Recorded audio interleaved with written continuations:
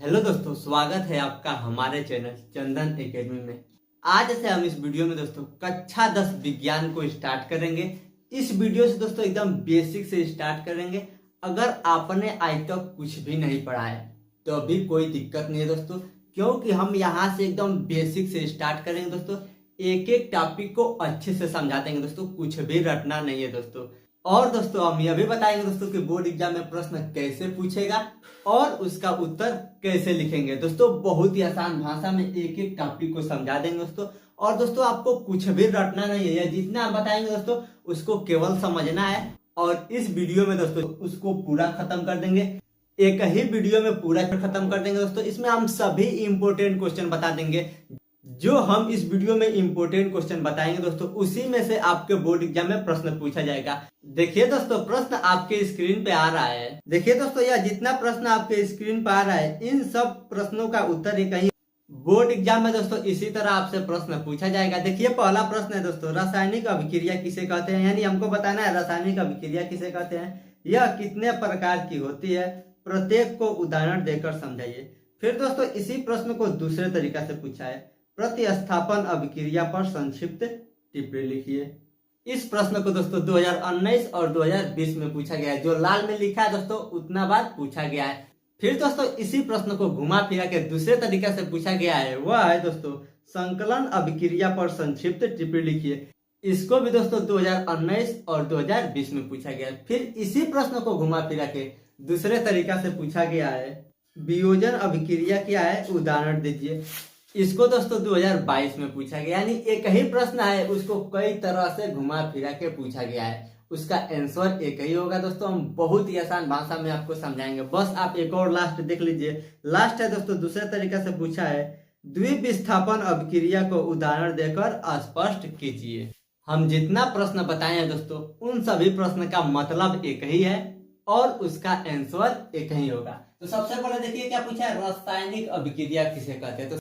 तो सबसे पहले हम लोग समझेंगे दोस्तों रासायनिक अभिक्रिया किसे कहते हैं। जब एक या एक से अधिक पदार्थ क्या होता है दोस्तों, पानी क्या हो गया, पदार्थ हो गया, ऑक्सीजन क्या हो गया, यह भी पदार्थ हो गया। तो यहाँ पे क्या लिखा है दोस्तों, एक या एक से अधिक पदार्थ, कोई एक पदार्थ हो या एक से अधिक पदार्थ हो, अभिक्रिया करके, या तो अभिक्रिया करे आपस में मिले। अभिक्रिया करना या मिलना का मतलब एक ही होता है। इसका मतलब दोस्तों एक पदार्थ या एक से अधिक पदार्थ जब आपस में मिलता है, नया पदार्थ बनाता है, तो उसे रासायनिक अभिक्रिया कहते हैं।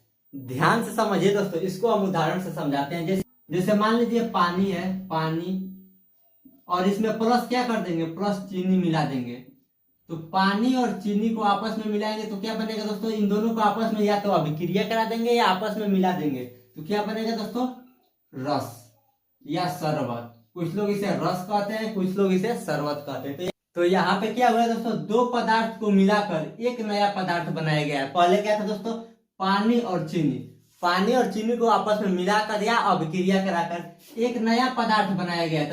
जब एक या एक से अधिक पदार्थ आपस में अभिक्रिया करके या मिलकर कोई नया पदार्थ बनाते हैं तो उसे क्या कहते हैं दोस्तों, रासायनिक अभिक्रिया कहते हैं।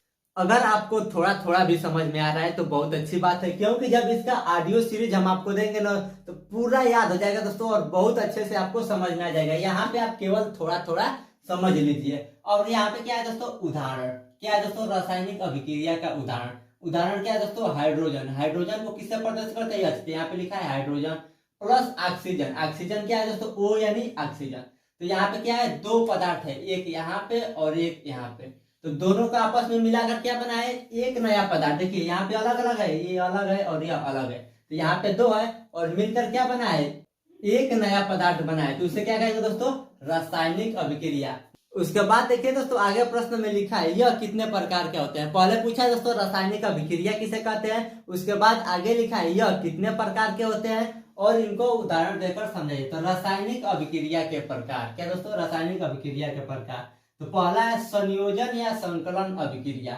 देखिए दोस्तों हम आपको एक प्रश्न बताए हैं कि संकलन अभिक्रिया पर संक्षिप्त टिप्पणी लिखिए। प्रश्न क्या पूछा गया है, संकलन अभिक्रिया पर संक्षिप्त टिप्पणी लिखिए। तो यह क्या है दोस्तों, संकलन अभिक्रिया के बारे में या संयोजन अभिक्रिया, दोनों एक ही चीज है, संकलन या संयोजन अभिक्रिया। तो देखिए सबसे पहले हम लोग समझेंगे संयोजन। संयोजन का मतलब होता है दोस्तों मिल जाना, आपस में क्या होना, मिल जाना। तो संयोजन या संकलन अभिक्रिया जब दो या दो से अधिक पदार्थ मिलकर केवल एक नया पदार्थ बनाता है तो उसे संयोजन या संकलन अभिक्रिया कहते हैं। अब आप सोच रहे होंगे दोस्तों कि यह और यह दोनों एक ही चीज है। नहीं, देखिए क्या क्या अंतर है। इसमें क्या है दोस्तों, एक या एक से अधिक पदार्थ है, और इसमें क्या है, दो या दो से अधिक पदार्थ है। और इसमें क्या है दोस्तों, नया पदार्थ बनाएगा, यानी पदार्थ कितना भी बना सकता है, लेकिन इसमें क्या होगा, केवल एक नया पदार्थ बनाएगा। क्या दोस्तों, इसमें क्या बनाएगा, केवल एक नया पदार्थ बनाता है, उसे संयोजन या संकलन अभिक्रिया कहते हैं। संयोजन का मतलब होता है दोस्तों मिल जाना। देखिए यहाँ पे दो है, दो को मिलकर एक नया पदार्थ बनाएगा, उसे हम लोग कहेंगे संयोजन अभिक्रिया। एक ही उदाहरण को दोनों जगह लिख दिए हैं कि आपको याद करने में और समझने में आसानी होगा, और आपको बोर्ड एग्जाम में लिखने में भी आसानी होगा। तो यह क्या होगा दोस्तों, उदाहरण H2 + O2। तो देखिए क्या है दोस्तों, दो पदार्थ है, यहाँ पे क्या है, दो या दो से अधिक पदार्थ। तो यहाँ पे एक और यह दो पदार्थ मिलकर केवल एक नया पदार्थ, क्या दोस्तों, केवल एक नया पदार्थ बना है। पहले क्या है दोस्तों, S से हाइड्रोजन है और O से ऑक्सीजन है। तो यह दोनों मिलकर एक नया पदार्थ बनाया है, और नया पदार्थ क्या बनाया है, H2O यानी जल बनाया है। तो दोस्तों हम आशा करते हैं कि रासायनिक अभिक्रिया और संयोजन या संकलन अभिक्रिया आपको थोड़ा थोड़ा समझ में आया है। अब दोस्तों हम इसको मिटाकर रासायनिक अभिक्रिया के प्रकार का दूसरा, तीसरा और चौथा बता रहे हैं। तो देखिए दोस्तों, उसको मिटाकर हम लिख दिए हैं। रासायनिक अभिक्रिया के टोटल 4 प्रकार होते हैं दोस्तों। पहला प्रकार हमने बता दिया है संयोजन अभिक्रिया। अब हम बताएंगे दोस्तों दूसरा, वियोजन अभिक्रिया। पहला क्या बताए थे दोस्तों, संयोजन। संयोजन का मतलब जुड़ जाना, और यहाँ पे क्या है, वियोजन। वियोजन का मतलब उसका उल्टा, वियोजन का मतलब टूट जाना, अलग अलग बट जाना। इस अभिक्रिया में क्या होगा दोस्तों, एक पदार्थ रहेगा और टूटकर दो या दो से अधिक नया पदार्थ में बदल जाएगा। तो देखिए यहाँ पे लिखा है जब एक पदार्थ, क्या दोस्तों, इसमें क्या है, एक पदार्थ रहेगा टूटकर, एक कोई एक पदार्थ है, जैसे मान लीजिए कोई यह एक है, या टूटकर या अलग अलग, तो दो बन गए दोस्तों। तो टूटकर दो या दो से अधिक पदार्थ बनाता है, उसे वियोजन अभिक्रिया कहते हैं। वियोजन का मतलब ही होता है दोस्तों टूटना, टूटकर अलग अलग बढ़ जाना। तो वियोजन अभिक्रिया क्या होगा, एक पदार्थ टूटकर दो या दो से अधिक नया पदार्थ बनाता है, उसे वियोजन अभिक्रिया कहते हैं। अगर आपसे बोर्ड एग्जाम में पूछे कि वियोजन अभिक्रिया किसे कहते हैं, या वियोजन अभिक्रिया पे संक्षिप्त टिप्पणी लिखिए, तो आप लिख दीजिएगा कि जब एक पदार्थ टूटकर दो या दो से अधिक पदार्थ बनाते हैं, उसे वियोजन अभिक्रिया कहते हैं। उसका उदाहरण देखिए, CaCO3। CaCO3 कोई पदार्थ है, और इसको क्या किया गया है, उष्मा। उष्मा का मतलब होता है दोस्तों गर्म करना, यानी इस पदार्थ को जब गर्म किया गया है तो क्या होगा दोस्तों, CaO + CO2 में बट गया है। पहले क्या था, एक पदार्थ था, लेकिन इसको क्या किया गया है, उसमें यानी गर्म किया गया है, तो दो भागों में बट गया है। तो इसको कहते हैं दोस्तों वियोजन अभिक्रिया। अब आ गया दोस्तों विस्थापन या प्रतिस्थापन अभिक्रिया। तो सबसे पहले हम लोग समझेंगे विस्थापन या प्रतिस्थापन का मतलब क्या होता है। दोनों एक ही चीज है, विस्थापन और प्रतिस्थापन। इसका मतलब होता है दोस्तों, कोई चीज मान लीजिए कोई वस्तु यहाँ पर है, इसको उठाकर यहाँ पे रख देंगे, तो इसका मतलब क्या हुआ, इस वस्तु का विस्थापन कर दिया गया, यानी एक स्थान से दूसरे स्थान तक जाना ही प्रतिस्थापन या विस्थापन होता है। देखिए यहाँ पे लिखा है, जिस अभिक्रिया में किसी यौगिक का एक परमाणु, मान लीजिए यह क्या है, एक यौगिक है, इसमें दो भाग है दोस्तों। देखिए Cu यह अलग है एक साथ है, और SO4, तो इसमें क्या है, दो चीज से मिलकर एक तत्व बना है। Cu अलग है और SO4 अलग है, ऐसा नहीं C अलग U अलग नहीं, Cu एक साथ अलग है और SO4 क्या है, यह एक साथ है। यानी इसमें क्या है, दो परमाणु है, तो एक परमाणु एक स्थान से दूसरे स्थान पर चला जाता है, उसे विस्थापन अभिक्रिया कहते हैं। जैसे उदाहरण में समझिए, यहाँ पे है एक परमाणु, यहाँ पे Fe + CuSO4, यह क्या है दोस्तों, अभिक्रिया का पहले है, लेकिन अब इन दोनों का क्या किया जा रहा है, आपस में मिलाया जा रहा है या अभिक्रिया कराया जा रहा है। तो देखिए क्या बन रहा है, देखिए यहाँ पे Fe क्या था, अलग था अकेले परमाणु के साथ, लेकिन इधर देखिए अभिक्रिया के बाद Fe के साथ क्या आ गया है, SO4 आ गया है। यानी जो यह परमाणु है, SO4 का परमाणु, यह एक स्थान से दूसरे स्थान पर चला जाता है। पहले Cu के साथ था, लेकिन अब क्या हो गया, Fe के साथ आ गया, तो केवल क्या हुआ है, एक परमाणु SO4 का स्थान बदल गया। तो जब एक परमाणु का स्थान बदलता है तो उसे विस्थापन या प्रतिस्थापन अभिक्रिया कहते हैं। अगर आपसे बोर्ड एग्जाम में प्रश्न पूछे कि प्रतिस्थापन अभिक्रिया पर संक्षिप्त टिप्पणी लिखिए या विस्थापन अभिक्रिया पर संक्षिप्त टिप्पणी लिखिए, तो आप इसको लिख दीजिएगा, आपको पूरा नंबर मिल जाएगा। ये हो गया दोस्तों उदाहरण। और लास्ट में क्या बच जाता है, Cu अकेले रह जाता है, क्योंकि SO4 क्या होता है, Fe के साथ चला जाता है, एक परमाणु का स्थान बदल जाता है। तो यह हो गया दोस्तों विस्थापन या प्रतिस्थापन अभिक्रिया। अब देखिए दोस्तों चौथा और लास्ट अभिक्रिया है द्विविस्थापन या उभय प्रतिस्थापन अभिक्रिया। दोनों एक ही चीज है, यानी दोनों का मतलब एक ही होगा। द्विविस्थापन और उभय प्रतिस्थापन अभिक्रिया का मतलब एक ही होगा, यानी दोनों का अर्थ एक ही है। क्या दोस्तों, इस अभिक्रिया में दो परमाणुओं का अदला बदली हो जाता है। इसमें क्या हुआ था दोस्तों, विस्थापन और प्रतिस्थापन में क्या हुआ था, एक परमाणु का स्थान बदलना कह दीजिए या एक परमाणु का अदला बदली हो गया था। लेकिन इसमें क्या हो गया, द्विव का मतलब हो जाएगा दो और विस्थापन का मतलब स्थान बदलना, यानी एक स्थान से दूसरे स्थान पर चला जाना, यानी इसमें क्या हो गया, दो परमाणु का स्थान बदलेगा।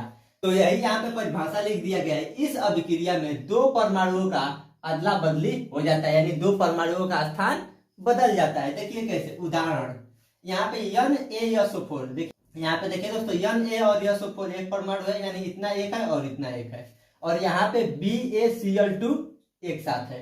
अब देखिए इन दोनों को मिलाया गया है या अभिक्रिया कराया गया है, तो क्या बना है, देखिए यहाँ पे देखिए BaSO4 है और यहाँ पे SO4 Na के साथ है, लेकिन यहाँ पे क्या हुआ है, जो Ba है SO4 के साथ चला गया है। इसका मतलब दोस्तों SO4 का स्थान बदल गया है, यह क्या हुआ है, SO4 Ba के साथ चला गया है, तो एक परमाणु का स्थान बदल गया। अब देखिए दोस्तों यहाँ पे क्या हुआ है, Na तो Na है। अब देखिए Cl क्या है, Ba के साथ है, लेकिन अभिक्रिया के बाद क्या हुआ है, जो Cl है वह Na के साथ हो गया है, Cl है Na के साथ हो गया है। पहले क्या था, Ba के साथ था Cl, लेकिन जब अभिक्रिया के बाद क्या हुआ है, Cl Na के साथ हो गया है। तो यहाँ पे क्या हुआ है, दो परमाणुओं का अदला बदली हो गया है। पहला SO4 का स्थान बदल गया है और Cl2 का स्थान बदल गया, यानी दो परमाणुओं का अदला बदली हो गया। तो यह हो गया दोस्तों द्विविस्थापन या उभय प्रतिस्थापन अभिक्रिया। अगर आपसे बोर्ड एग्जाम में प्रश्न पूछे कि द्विविस्थापन या उभय प्रतिस्थापन अभिक्रिया पर संक्षिप्त टिप्पणी लिखिए या इसको परिभाषित कीजिए, तो आप यहाँ से यहाँ तक लिख देंगे तो आपको पूरा नंबर मिल जाएगा। तो यह हो गया दोस्तों जो हम आपको प्रश्न बताए हैं, उन सभी प्रश्नों का यह आंसर हो जाएगा। अगर आपसे कोई भी अभिक्रिया पूछे, संयोजन अभिक्रिया या वियोजन विस्थापन या द्विविस्थापन अभिक्रिया, तो आप आसानी से परिभाषा लिख दीजिएगा, आपको पूरा अंक मिल जाएगा, क्योंकि हम बहुत ही आसान भाषा में समझाए हैं। केवल आप यहाँ पे थोड़ा थोड़ा समझिए, जब हम आपको ऑडियो नोट्स देंगे तो आपको सारा चीज याद हो जाएगा बहुत ही आसानी से। रटना नहीं है दोस्तों, आप बस थोड़ा थोड़ा यहाँ से समझते चलिए। अब दोस्तों हम इसको मिटा कर इस चैप्टर का आगे का महत्वपूर्ण प्रश्न बता रहे हैं। अब देखिए दोस्तों, उसको मिटा कर हम अगला प्रश्न लिख दिए हैं। अगला प्रश्न आपके स्क्रीन पर आ रहा है। प्रश्न है दोस्तों, ऊष्माक्षेपी कोष्टक में लिखा है दहन, इसका मतलब दोस्तों ऊष्माक्षेपी को क्या कहते हैं, दहन भी कहते हैं, एवं ऊष्माशोषी अभिक्रिया का क्या अर्थ है, उदाहरण सहित समझाइए। दोस्तों उसी प्रश्न को दूसरे तरीका से पूछा है, दहन पर एक संक्षिप्त टिप्पणी लिखिए। दहन यानी ऊष्माक्षेपी अभिक्रिया।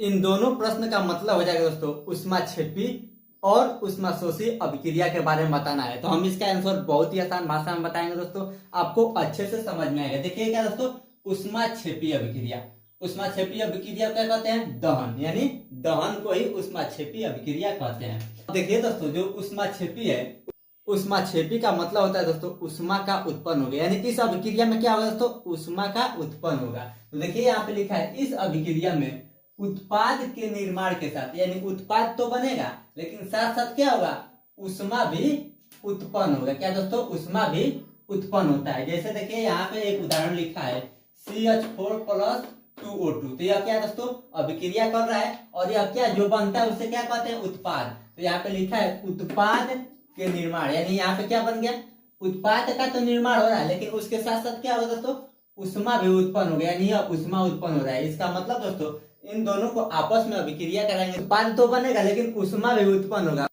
ऊष्मा उत्पन्न होने से तात्पर्य दोस्तों की अभिक्रिया क्या होगा, गर्म हो जाएगा। तो इसका मतलब दोस्तों यह क्या होगा, ऊष्मा उत्पन्न हो रहा है, तो इस अभिक्रिया को क्या कहते हैं, ऊष्माक्षेपी अभिक्रिया या दहन। बोर्ड एग्जाम में आपसे प्रश्न कई तरीका से पूछा जा सकता है। बोल देगा कि ऊष्माक्षेपी अभिक्रिया पर संक्षिप्त टिप्पणी लिखिए या दहन पे संक्षिप्त टिप्पणी लिखिए। तो आप यहाँ से यहाँ तक लिख देंगे तो आपको पूरा नंबर मिल जाएगा। फिर उसी में दोस्तों ऊष्मा शोषी अभिक्रिया। इस ऊष्मा शोषी से यह तात्पर्य कि ऊष्मा का अवशोषित करेगा, यानी ऊष्मा खींचेगा, इसका मतलब ठंडा करेगा। पहले गर्म रहेगा, बाद में क्या करेगा, ऊष्मा को अवशोषित कर लेगा, अपने अंदर खींच लेगा, यानी ऊष्मा कम होगी। तो इस अभिक्रिया में ऊष्मा अवशोषित होती है यानी कम होती है। उदाहरण देख लीजिए N2O2, यह क्या है दोस्तों, पहले तो गर्म होता है और अभिक्रिया के बाद 2NO तो बनता है, यानी उत्पाद बन गया, लेकिन ऊष्मा क्या हो गया, यहाँ पे लिखा है माइनस ऊष्मा, यानी ऊष्मा क्या होगा, कम हो जाएगा। यहाँ पे लिखा है प्लस ऊष्मा, यानी ऊष्मा बढ़ गया, और यहाँ पे लिखा है माइनस ऊष्मा, माइनस का मतलब घट जाएगा, यानी ऊष्मा क्या होगा, ताप कम हो जाएगा। पहले गर्म रहेगा, बाद में क्या हो जाएगा, ठंडा हो जाएगा। तो इसको हम लोग कहते हैं ऊष्मा शोषी अभिक्रिया। बोर्ड एग्जाम में आपसे प्रश्न कई तरीका से पूछ देगा कि ऊष्मा शोषी पे संक्षिप्त टिप्पणी लिखिए या ऊष्मा शोषी अभिक्रिया किसे कहते हैं। अगर बोर्ड एग्जाम में यह सब प्रश्न पूछे तो आप यहाँ से यहाँ तक लिख दीजिएगा, आपको पूरा अंक मिल जाएगा। अगर आपको थोड़ा थोड़ा भी समझ में आया तो बहुत अच्छी बात है। अब हम दोस्तों इसको मिटा कर आगे का महत्वपूर्ण प्रश्न बता रहे हैं। अब देखिए दोस्तों, उसको मिटा कर अगला प्रश्न लिख दिए हैं। अगला प्रश्न आपके स्क्रीन पर आ रहा है दोस्तों। अगला प्रश्न क्या कह रहा है, ऑक्सीकरण अभिक्रिया को उदाहरण सहित समझाइए। इस प्रश्न को 2020 में पूछा है। फिर ऑक्सीकरण अभिक्रिया पर टिप्पणी लिखिए। इसका मतलब दोस्तों एक ही प्रश्न है, एक ही प्रश्न को घुमा फिरा के कई तरीका से पूछा जाता है। फिर दोस्तों आपसे प्रश्न पूछा गया है, योग अभिक्रियाओं पर टिप्पणी लिखिए। इसका मतलब दोस्तों यह तीनों प्रश्न है, इन तीनों प्रश्न का आंसर एक ही होगा।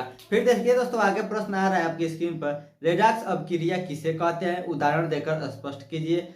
इसको दोस्तों 2019 में और 2020 में पूछा गया है। जो लाल में लिखा गया है इसका मतलब उतना बार पूछा गया है। फिर इसी प्रश्न को घुमा फिरा के दूसरे तरीका से पूछा गया है, रेडॉक्स अभिक्रिया को एक उदाहरण द्वारा समझाइए। इसको दोस्तों 2022 में पूछा गया है। फिर दोस्तों इसी प्रश्न को घुमा फिरा के दूसरे तरीका से पूछा है, उपचयन तथा अपचयन की व्याख्या सोदाहरण सहित कीजिए। सोदाहरण का मतलब दोस्तों उदाहरण सहित कीजिए। इसको 2022 में पूछा गया है। फिर दोस्तों इसी प्रश्न को देखिए कैसे पूछा गया, रेडॉक्स अभिक्रिया पर संक्षिप्त टिप्पणी लिखिए। दोस्तों हम जितना प्रश्न बताए हैं उन सभी प्रश्न का आंसर एक ही होगा।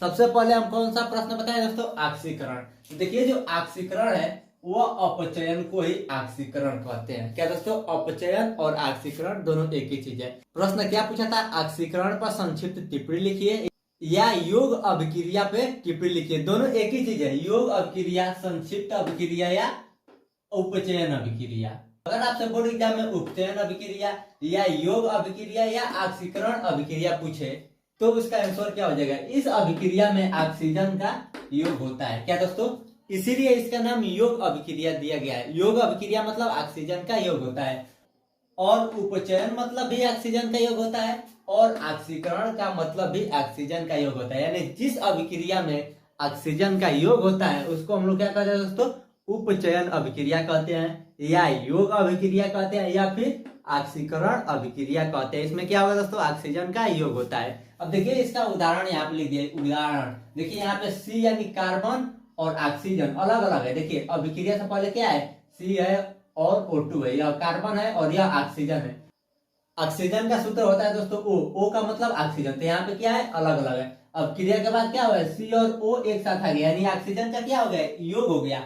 योग का मतलब जुट गया है, ऑक्सीजन क्या हो गया है, यहाँ पे जुट गया। पहले क्या है, अलग अलग है, और अभिक्रिया के बाद ऑक्सीजन जुट गया है। जब ऑक्सीजन का योग होता है या ऑक्सीजन जुट जाता है तो वहां पे होता है उपचयन अभिक्रिया या ऑक्सीकरण या योग अभिक्रिया होता है। तो यह हो गया दोस्तों इसका आंसर। फिर दोस्तों आगे आपसे प्रश्न पूछा जा सकता है कि अपचयन अभिक्रिया किसे कहते हैं, या अपचयन अभिक्रिया पर संक्षिप्त टिप्पणी लिखिए। तो इसका आंसर हो जाएगा दोस्तों, इस अभिक्रिया में ऑक्सीजन का निकास होता है। इसमें क्या होता है दोस्तों, ऑक्सीजन का निकास होता है, यानी ऑक्सीजन निकल जाता है, ऑक्सीजन हट जाता है। उपचयन में क्या होता है दोस्तों, ऑक्सीजन जुट जाता है, और अपचयन में ऑक्सीजन खत्म हो जाता है, हट जाता है, घट जाता है। उदाहरण से समझिए, देखिए Cu के साथ O है, ऑक्सीजन है ना दोस्तों। अभिक्रिया से पहले यहाँ पे H2O है तो H2O है। देखिए अभिक्रिया के बाद यहाँ पे H2O है तो यहाँ पे H2O है, इसमें कोई दिक्कत नहीं है। लेकिन यहाँ पे देखिए CuO है, ऑक्सीजन साथ है ना, लेकिन अभिक्रिया के बाद क्या हो गया है, ऑक्सीजन गायब हो गया है, केवल Cu बच गया है। तो ऑक्सीजन का हटना या निकलना क्या कहलाता है? अपचयन कहलाता है। उपचयन में ऑक्सीजन जुट जाएगा और अपचयन में ऑक्सीजन हट जाएगा, यानी ऑक्सीजन का निकास हो जाएगा, यानी ऑक्सीजन निकल जाएगा। अब देखिए उसके आगे प्रश्न आपसे पूछा गया था, रेडॉक्स अभिक्रिया। रेडॉक्स अभिक्रिया किसे कहते हैं? तो इस अभिक्रिया में उपचयन तथा अपचयन दोनों होता है। रेडॉक्स अभिक्रिया में क्या होता है दोस्तों? अपचयन तथा उपचयन दोनों होता है, यानी एक बार ऑक्सीजन जुटेगा और एक बार ऑक्सीजन घटेगा भी। अब देखिए दोस्तों उसका उदाहरण क्या है दोस्तों? यहाँ पे CuO, ऑक्सीजन क्या है? 7 है। अब क्रिया के बाद ऑक्सीजन गायब हो गया।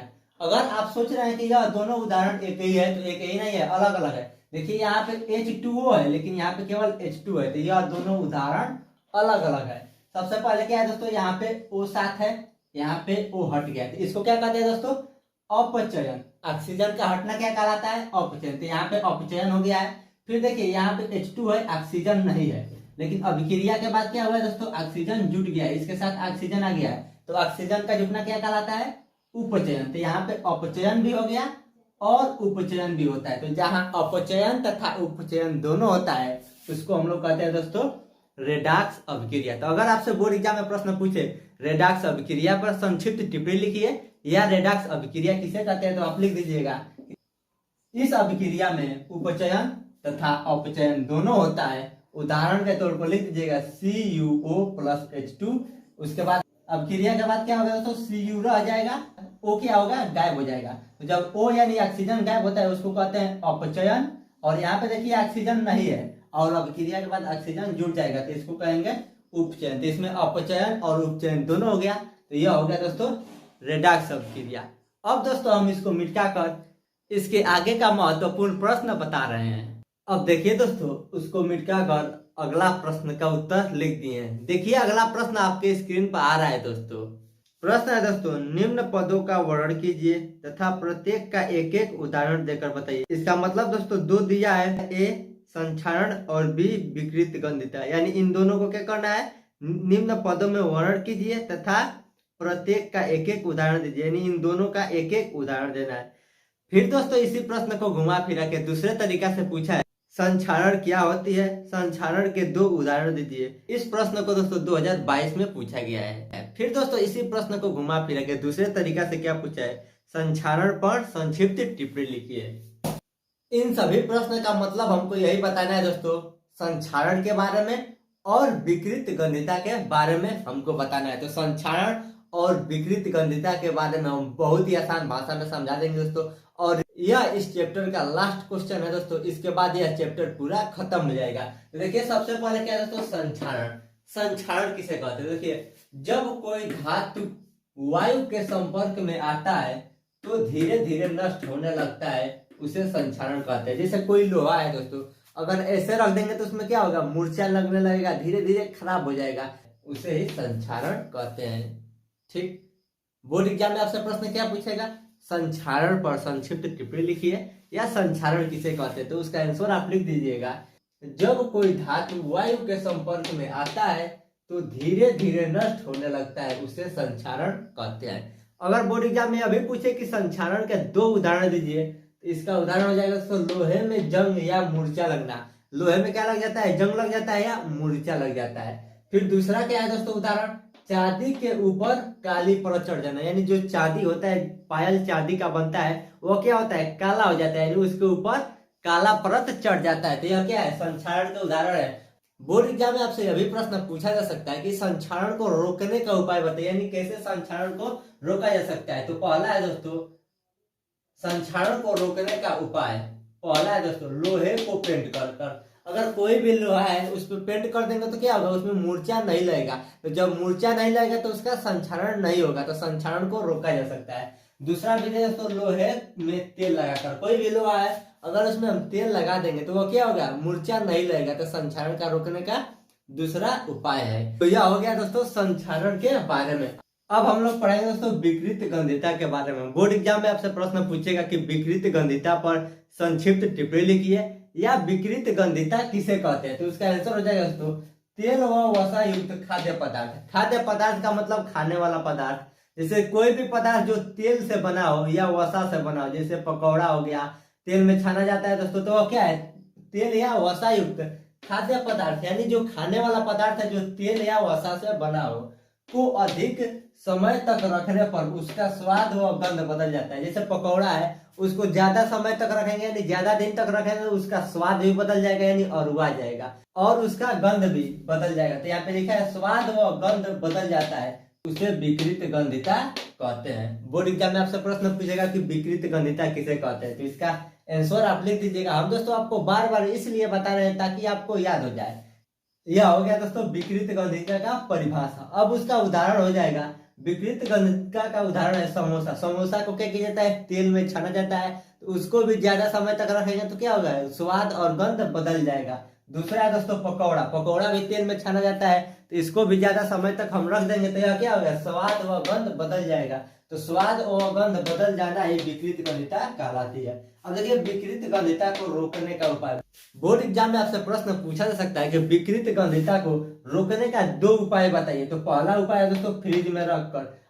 कोई भी चीज है दोस्तों उसको फ्रिज में कुछ समय तक रख देंगे तो वो क्या होगा, खराब नहीं होगा। और दूसरा दोस्तों नाइट्रोजन गैस में रखकर। कोई भी चीज है अगर उसको नाइट्रोजन गैस में रखेंगे तो वो जल्दी खराब नहीं होगा। जैसे जो आपका चिप्स का पैकेट रहता है उसमें देखिएगा हवा भरा रहता है, वो क्या होता है दोस्तों, नाइट्रोजन गैस होता है। नाइट्रोजन गैस अगर नहीं भरा रहेगा तो वो खराब हो जाएगा। तो खराब होने से रोकने के लिए नाइट्रोजन गैस भरा जाता है।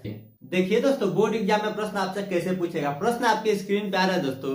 प्रश्न है दोस्तों विरंजक चूड़, कोष्टक में लिखा है ब्लीचिंग पाउडर। इसका मतलब दोस्तों विरंजक चूड़ को ही ब्लीचिंग पाउडर कहते हैं। का रासायनिक नाम और सूत्र तथा उपयोग बताइए। यह हो गया दोस्तों पहला क्वेश्चन। इसी प्रश्न को घुमा फिरा के दूसरे तरीके से पूछा गया है कि विरंजक चूर्ण के निर्माण का रासायनिक समीकरण लिखे तथा इसके विरंजक चूर्ण की व्याख्या रासायनिक समीकरण देते हुए कीजिए। इसका मतलब दोस्तों यह जितना प्रश्न लिखा गया है इन सभी का मतलब एक ही है कि विरंजक चूर्ण के बारे में बताना है। अगर आप चाहे तो यह पूरा प्रश्न पढ़ सकते हैं, क्योंकि हम पढ़ेंगे तो ज्यादा समय लगेगा। सब में यही मतलब है दोस्तों विरंजक चूर्ण या ब्लीचिंग पाउडर के बारे में बताना है। तो यह क्वेश्चन आप खुद देख लीजिए, जितना लाल में लिखा है दोस्तों उतना बार प्रश्न पूछा गया है। तो एक ही प्रश्न को घुमा फिरा के कई तरीके से पूछा जाता है। इस क्वेश्चन को दोस्तों हम बहुत ही आसान भाषा में बता देंगे, कुछ भी रटने की जरूरत है। देखिए दोस्तों यह जो प्रश्न है उसका उत्तर याद नहीं करना है, केवल आप थोड़ा थोड़ा समझते चलिए। हम इसका ऑडियो नोट्स बनाए हैं। ऑडियो नोट्स का मतलब होता है दोस्तों जैसे आप गाना सुनते हैं ना, वैसे ही इसका ऑडियो के रूप में कन्वर्ट कर दिया गया। ऑडियो का मतलब हो जाएगा दोस्तों आप ईयरफोन लगा के गाना सुनेंगे तो यह सारा गाना के जैसे ही ऑडियो बना दिया गया है, वैसे आपको याद हो जाएगा। तो उसके लिए दोस्तों वीडियो के अंत में व्हाट्सएप नंबर मिलेगा, उस व्हाट्सएप नंबर पे एसएमएस करेंगे तो इन सभी का ऑडियो मिल जाएगा। तो देखिए दोस्तों इस प्रश्न का आंसर क्या हो जाएगा।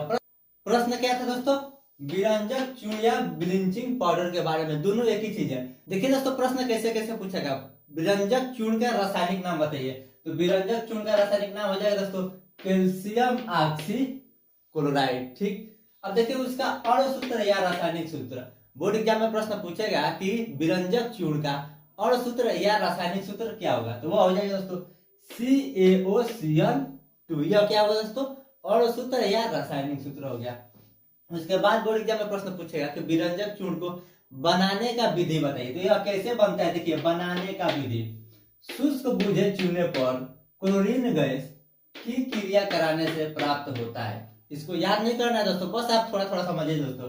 क्या है दोस्तों, शुष्क बूझे चूना, तो CaOH का ट्वाइस, इसको क्या पढ़ेंगे दोस्तों, CaOH का 2 है तो ट्वाइस। तो यह हो गया दोस्तों शुष्क बूझे चूने का सूत्र प्लस क्लोरीन गैस। क्या दोस्तों, क्लोरीन, तो क्लोरीन का सूत्र होता है Cl, तो यहाँ पे लिखा है Cl2, इसका मतलब क्लोरीन गैस का क्रिया कराने पर, इन दोनों को आपस में मिलाने पर क्या बनता है, विरंजक चूर्ण बनता है। तो देखिए इन दोनों को अभिक्रिया कराए तो क्या बना है CaOCl2। तो यह क्या होगा दोस्तों, विरंजक चूर्ण, और प्लस H2O, इसका मतलब दोस्तों प्लस में जल बनता है। तो हमको क्या बनाना था, विरंजक चूर्ण। तो प्रश्न पूछेगा विरंजक चूर्ण बनाने का विधि बताइए। तो आप लिख दीजिएगा कि शुष्क बूझे चूने पर क्लोरीन गैस की क्रिया कराने से प्राप्त होता है।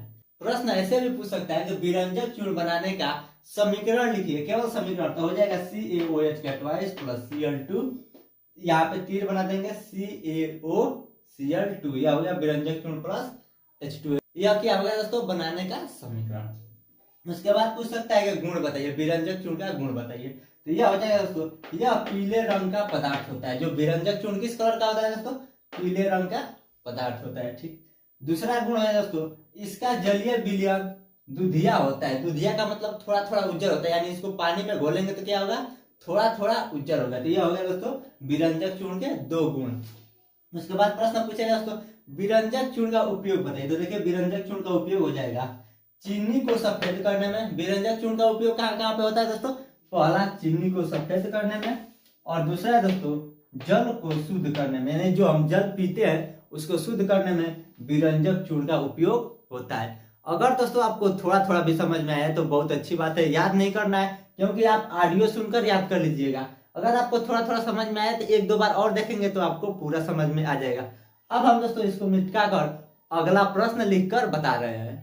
अब देखिए दोस्तों उसको मिटा कर हम आगे का क्वेश्चन लिख दिए हैं। आगे दोस्तों प्रश्न आपसे बोर्ड एग्जाम में पूछेगा। देखिए प्रश्न आपके स्क्रीन पर आ रहा है, बेकिंग पाउडर या खाने वाला सोडा, इसका मतलब दोस्तों बेकिंग पाउडर और खाने वाला सोडा दोनों एक ही चीज है, का रासायनिक नाम एवं अणु सूत्र लिखिए।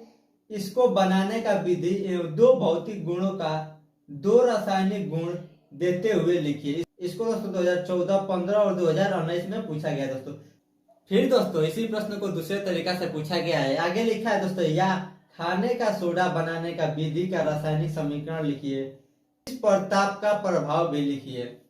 तो देखिए दोस्तों यह जितना प्रश्न आपके स्क्रीन पर आ रहा है इसमें क्या पूछा है, या तो बेकिंग पाउडर या खाने वाला सोडा के बारे में पूछा है। तो दोनों एक ही चीज है दोस्तों। तो इन सभी प्रश्न का आंसर एक ही होगा। और देखिए इसका आंसर क्या होगा दोस्तों, देखिए सबसे पहले बेकिंग पाउडर या खाने वाला सोडा, दोनों एक ही चीज है, इतना समझ गया। उसके बाद आगे प्रश्न पूछेगा दोस्तों, बेकिंग पाउडर या खाने वाला सोडा का रासायनिक नाम क्या होगा। तो इसका रासायनिक नाम हो जाएगा दोस्तों सोडियम बाइकार्बोनेट। क्या दोस्तों, सोडियम बाइकार्बोनेट इसका रासायनिक नाम हो जाएगा।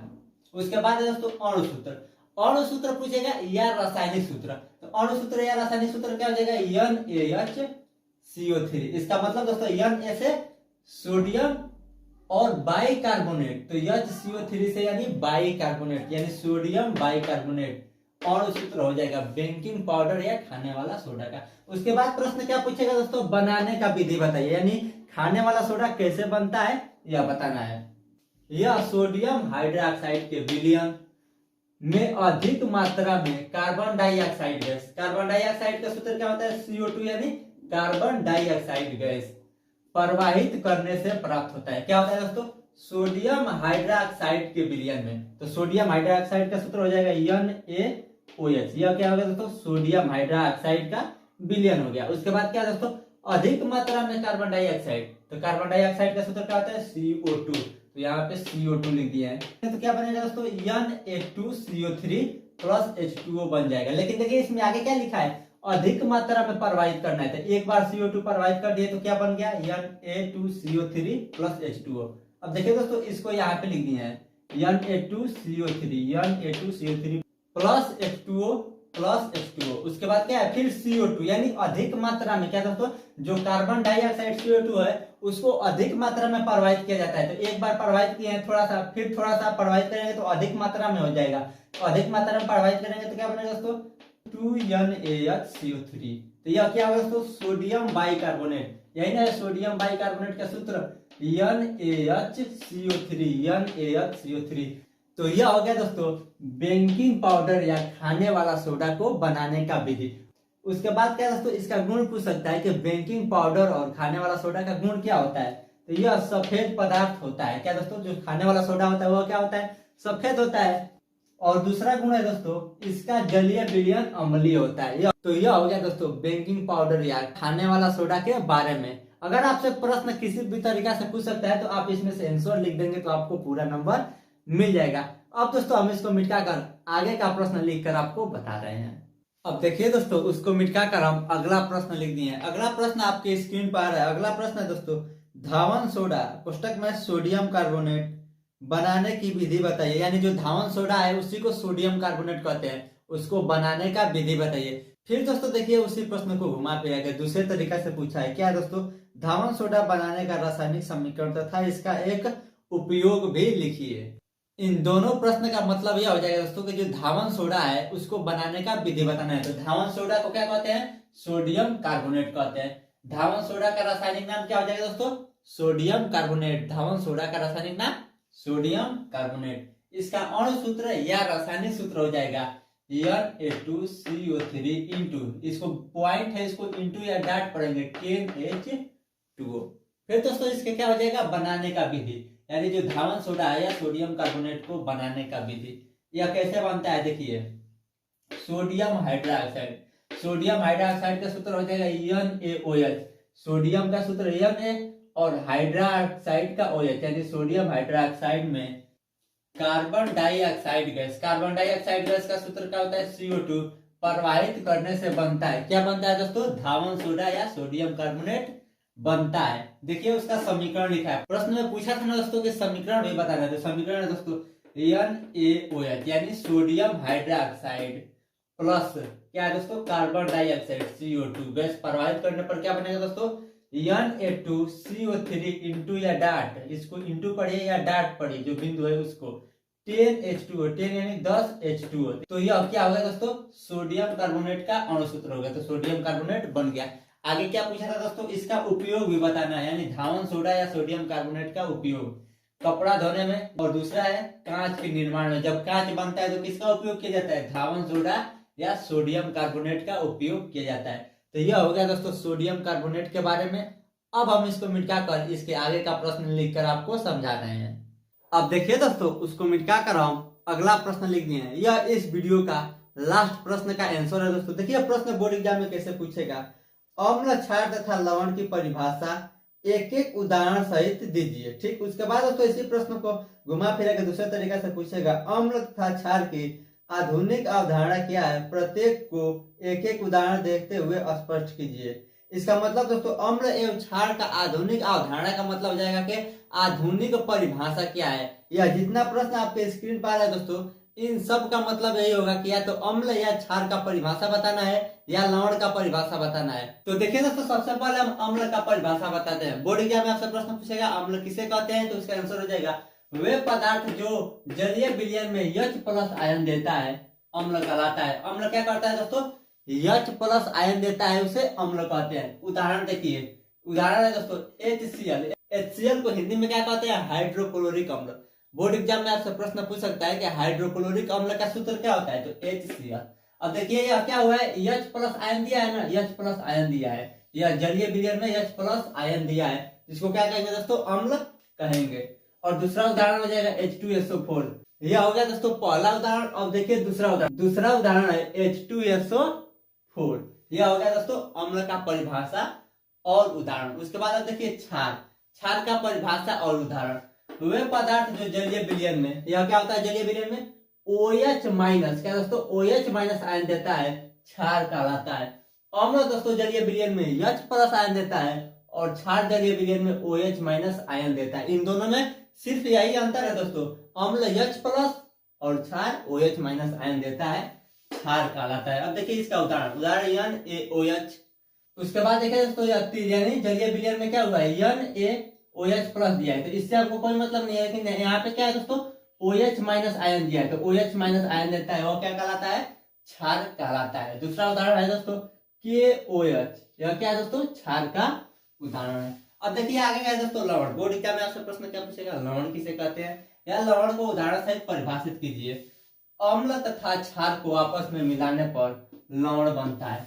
बोर्ड एग्जाम में यह भी प्रश्न पूछा जा सकता है कि लवण कैसे बनता है, तो अम्ल तथा क्षार को मिलाने से लवण बनता है। या प्रश्न यह भी पूछ सकता है कि अम्ल तथा क्षार को मिलाने से क्या बनता है, अम्ल तथा क्षार को मिलाने से लवण बनता है। अब देखिए यहाँ पे उदाहरण है HCl क्या है दोस्तों, एक अम्ल है, हाइड्रोक्लोरिक अम्ल।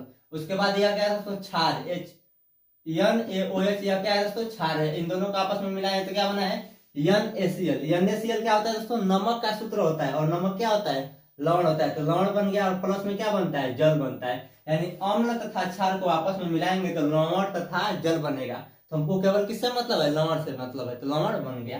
तो यह हो गया दोस्तों लवण का परिभाषा और उदाहरण। अब देखिए दोस्तों अगला टॉपिक है पीएच मान। बोर्ड एग्जाम के लिए सबसे ज्यादा इंपोर्टेंट है, क्योंकि इससे रिलेटेड बोर्ड एग्जाम में एक प्रश्न जरूर पूछेगा पीएच मान से रिलेटेड। तो बोर्ड एग्जाम में प्रश्न कैसे पूछेगा कि पीएच मान किसे कहते हैं या पीएच किसे कहते हैं, तो उसका परिभाषा हो जाएगा किसी विलयन में उपस्थित H+ सांद्रता के ऋणात्मक लघुगणक को उस विलयन का पीएच मान कहते हैं। अब इसको ध्यान से समझिए दोस्तों, क्या कह रहा है। पीएच मान का परिभाषा है एच प्लस सांद्रता। तो यहाँ पे क्या है दोस्तों, एच प्लस सांद्रता के ऋणात्मक, ऋणात्मक का मतलब होता है दोस्तों माइनस। देखिए यहाँ पे लिखा है माइनस, ऋणात्मक लघुगणक, लघुगणक का मतलब होता है लाग। जो यह यल ओ जी लिखा है यह क्या है दोस्तों, लाग है। लघुगणक का मतलब लाग को उस विलयन का पीएच मान कहते हैं। यानी एच प्लस सांद्रता के ऋणात्मक लघुगणक, एलओजी का मतलब लघुगणक मान को क्या कहते हैं, पीएच कहते हैं या पीएच मान कहते हैं। बोर्ड एग्जाम में अभी प्रश्न पूछ सकता है कि पीएच बराबर सूत्र क्या होता है। तो पीएच बराबर सूत्र होता है माइनस लाग कोष्टक में एच प्लस। देखिए दोस्तों, आपसे बोर्ड एग्जाम में प्रश्न पूछा जा सकता है कि खनिज किसे कहते हैं। अब ध्यान से समझिए दोस्तों, खनिज किसे कहते हैं। दोस्तों जमीन के अंदर जब जेसीबी से खुदाई होता है, आप फोटो पे देख रहे हैं, तो उसी प्रकार खुदाई होता है तो कुछ पदार्थ मिलते हैं। जैसे धरती के अंदर सोना चांदी लोहा यह सब क्या मिलता है दोस्तों, धरती के अंदर ही मिलता है। तो जो मिलता है धरती के अंदर उसको क्या कहते हैं दोस्तों, खनिज कहते हैं। देखिए यहाँ पे लिखा गया है प्रकृति में, प्रकृति में यानी जमीन क्या है, प्रकृति का है। प्रकृति में जमीन के नीचे, जो जमीन है यानी मिट्टी है, धरती के नीचे धातुएं जिस रूप में पाई जाती है उसे खनिज कहते हैं। यानी जो कोई भी धातु है वह जिस रूप में पाई जाती है, जैसे उसमें मूर्छा लगा रहेगा, जंग लगा रहेगा, वो जैसे पाई जाती है उसी को क्या कहते हैं दोस्तों, खनिज कहते हैं। ठीक, अब उसके बाद बोर्ड एग्जाम में आपसे प्रश्न पूछा जा सकता है कि अयस्क किसे कहते हैं। क्या दोस्तों, अयस्क किसे कहते हैं। तो समझिए दोस्तों, अयस्क किसे कहते हैं। अब देखिए दोस्तों, जो जमीन के नीचे खनिज पाया जाता है उसमें कई खनिज ऐसे होंगे जिसको आसानी से धातु प्राप्त किया जा सकता है, और कई खनिज ज्यादा बेकार हो गया होगा, उसको आसानी से धातु प्राप्त नहीं किया जा सकता है। तो अयस्क उसे कहते हैं दोस्तों जिन खनिज को आसानी से धातु प्राप्त किया जा सकता है उसे हम लोग कहते हैं खनिज। देखिए यहाँ पे लिखा गया है जिस खनिज से धातु को आसानी से प्राप्त किया जाता है उसे अयस्क कहते हैं। यानी जिन खनिज से धातु आसानी से प्राप्त किया जाता है उसे हम लोग क्या कहते हैं दोस्तों, अयस्क। दोस्तों आपको इसको याद नहीं करना है, केवल थोड़ा थोड़ा समझते चलिए। जब आपको ऑडियो नोट्स मिलेगा तो आपको सारा चीज याद हो जाएगा। आगे दोस्तों आपसे बोर्ड एग्जाम में प्रश्न पूछा जा सकता है कि खनिज तथा अयस्क में अंतर बताइए। यह बोर्ड एग्जाम के लिए बहुत इंपॉर्टेंट क्वेश्चन है दोस्तों, खनिज तथा अयस्क में अंतर बताइए। तो पहला अंतर दोनों का परिभाषा लिख दीजिएगा। क्या दोस्तों, जो दोनों का परिभाषा है वही खनिज का पहला अंतर हो जाएगा। यह हो गया पहला अंतर। अब देखिए दोस्तों दूसरा अंतर हो जाएगा, सभी खनिज अयस्क नहीं हो सकते। इसमें हो जाएगा सभी अयस्क खनिज होते हैं। यानी जो भी अयस्क होते हैं वो सभी अयस्क क्या होते हैं, पहले खनिज ही होते हैं। लेकिन सभी खनिज क्या होते हैं, अयस्क नहीं होते हैं। तीसरा है दोस्तों सभी खनिज से धातुएं प्राप्त नहीं किए जा सकते। यानी सभी खनिज है उससे आसानी से धातुएं प्राप्त नहीं किया जा सकता, लेकिन सभी अयस्क से धातुओं प्राप्त किया जा सकता है। यह हो गया दोस्तों तीसरा अंतर। अब देखिए चौथा क्या हो जाएगा, उदाहरण। उदाहरण हो जाएगा कॉपर पायराइट। बोर्ड एग्जाम में आपसे प्रश्न पूछ सकता है कि कॉपर पायराइट का सूत्र क्या होता है। तो CuFeS2 यह क्या हो जाएगा दोस्तों, कॉपर पायराइट का सूत्र हो जाएगा। और यह क्या होगा दोस्तों, खनिज का उदाहरण। अगर आपसे बोर्ड एग्जाम में प्रश्न पूछे कि खनिज का उदाहरण लिखिए तो आप यह भी लिख सकते हैं। उसके बाद दोस्तों अयस्क का उदाहरण। अयस्क का उदाहरण हो जाएगा दोस्तों बॉक्साइट। बॉक्साइट का सूत्र होता है Al2O3 इंटू या 2H2O। यह क्या होगा दोस्तों, बॉक्साइट का सूत्र हो गया। बोर्ड एग्जाम में यह भी प्रश्न पूछ सकता है कि बॉक्साइट का सूत्र बताइए, तो आप यह लिख दीजिएगा। उसके बाद क्या है दोस्तों, जिंकाइट। जिंकाइट क्या है, यह भी अयस्क का उदाहरण है। तो यह हो जाएगा ZnO। जिंकाइट का सूत्र क्या हो जाएगा, ZnO। दोस्तों अगर आपको यह थोड़ा थोड़ा भी समझ में आए तो बहुत अच्छी बात है। अब दोस्तों हम इसको मिटाकर इसके आगे का टॉपिक लिख कर बता रहे हैं। अब देखिए दोस्तों उसको मिटाकर हम आगे का टॉपिक लिख दिए हैं। आगे दोस्तों आपसे बोर्ड एग्जाम में प्रश्न पूछा जा सकता है कि भर्जन किसे कहते हैं। तो भर्जन किसे कहते हैं दोस्तों, अयस्क को वायु की उपस्थिति में, उपस्थिति का मतलब जब वायु रहे, वायु की उपस्थिति में गर्म करने की प्रक्रिया को भर्जन कहते हैं। यानी भर्जन किसे कहते हैं दोस्तों, जो अयस्क होता है, अयस्क को वायु की उपस्थिति में गर्म करने की प्रक्रिया को हम लोग क्या कहते हैं दोस्तों, भर्जन कहते हैं। अब देखिए इसका उदाहरण है। बोर्ड एग्जाम में आपसे यह भी प्रश्न पूछा जा सकता है कि भर्जन को उदाहरण सहित समझाइए। तो इसका उदाहरण हो जाएगा दोस्तों 2ZnS प्लस 3O2। O2 का मतलब क्या है दोस्तों, ऑक्सीजन। ऑक्सीजन है ना दोस्तों, तो ऑक्सीजन की उपस्थिति में गर्म करने की प्रक्रिया को क्या कहते हैं, भर्जन कहते हैं। तो यहाँ पे भर्जन हुआ है तो क्या बना है दोस्तों, 2ZnO प्लस 2SO2। तो यह क्या हो गया दोस्तों, भर्जन का उदाहरण। आगे दोस्तों आपसे बोर्ड एग्जाम में प्रश्न पूछा जा सकता है कि निस्तापन किसे कहते हैं, या निस्तापन को उदाहरण सहित समझाइए। तो यहाँ पे लिखा गया है निस्तापन। अयस्क को वायु के अनुपस्थिति में, यहाँ पे था दोस्तों वायु के उपस्थिति में, उपस्थिति का मतलब होता है दोस्तों जब वायु रहे, लेकिन यहाँ पे क्या है दोस्तों वायु के अनुपस्थिति में, अनुपस्थिति का मतलब जब वहां पे वायु न रहे, वायु की अनुपस्थिति में गर्म करने की प्रक्रिया को निस्तापन कहते हैं। यानी जब वायु न रहे तब अयस्क को गर्म करेंगे तो उस प्रक्रिया को क्या कहेंगे, निस्तापन कहते हैं। अब देखिए निस्तापन का उदाहरण, निस्तापन का उदाहरण है दोस्तों 2ZnOCO3। इसको क्या किया गया दोस्तों, इसको क्या किया गया दोस्तों, वायु के अनुपस्थिति में गर्म किया गया है, तो क्या बना है ZnO प्लस CO2। तो यह क्या होगा दोस्तों, निस्तापन का उदाहरण। उसके बाद दोस्तों आगे आपसे बोर्ड एग्जाम में प्रश्न पूछा सकता है कि भर्जन तथा निस्तापन में क्या अंतर होता है, उदाहरण सहित समझाइए। तो दोस्तों भर्जन तथा निस्तापन में क्या अंतर हो जाएगा दोस्तों, अयस्क को वायु की उपस्थिति में गर्म करने की प्रक्रिया को भर्जन कहते हैं, यही लिख देंगे। और निस्तापन, अयस्क को वायु की अनुपस्थिति में गर्म करने की प्रक्रिया को निस्तापन कहते हैं, यह लिख देंगे। उसके बाद इन दोनों का क्या लिख देंगे, उदाहरण लिख देंगे, सेम टू सेम यही लिखेंगे। अगर भर्जन पूछेगा बोर्ड एग्जाम में कि भर्जन किसे कहते हैं, तो यहाँ से यहाँ तक लिख देंगे, ठीक। उसके बाद अगर आपसे बोर्ड एग्जाम में निस्तापन पूछता है तो यहाँ से यहाँ तक लिख देंगे। अगर बोर्ड एग्जाम में यह भी पूछा सकता है कि भर्जन तथा निस्तापन में अंतर बताइए, तो यहाँ से यहाँ तक पूरा लिख देंगे, तो आपको पूरा नंबर मिल जाएगा। अब देखिए दोस्तों इसको मिटा कर हम आगे का टॉपिक बता रहे हैं। अब देखिए दोस्तों उसको मिटा कर हम आगे का टॉपिक लिख दिया है। आगे का टॉपिक जो है दोस्तों यह बोर्ड एग्जाम के लिए बहुत इंपॉर्टेंट है। बोर्ड एग्जाम में आपसे प्रश्न पूछा जा सकता है कि धातुओं की सक्रियता श्रेणी किसे कहते हैं या विद्युत रासायनिक श्रेणी किसे कहते हैं। दोनों का मतलब एक ही होता है दोस्तों, धातुओं का सक्रियता श्रेणी या विद्युत रासायनिक श्रेणी। तो देखिए इसका आंसर क्या हो जाएगा, धातुओं को क्रियाशीलता के आधार पर। अब समझिए क्रियाशीलता किसे कहते हैं, क्रिया करना यानी मिलना, क्रियाशीलता के आधार पर।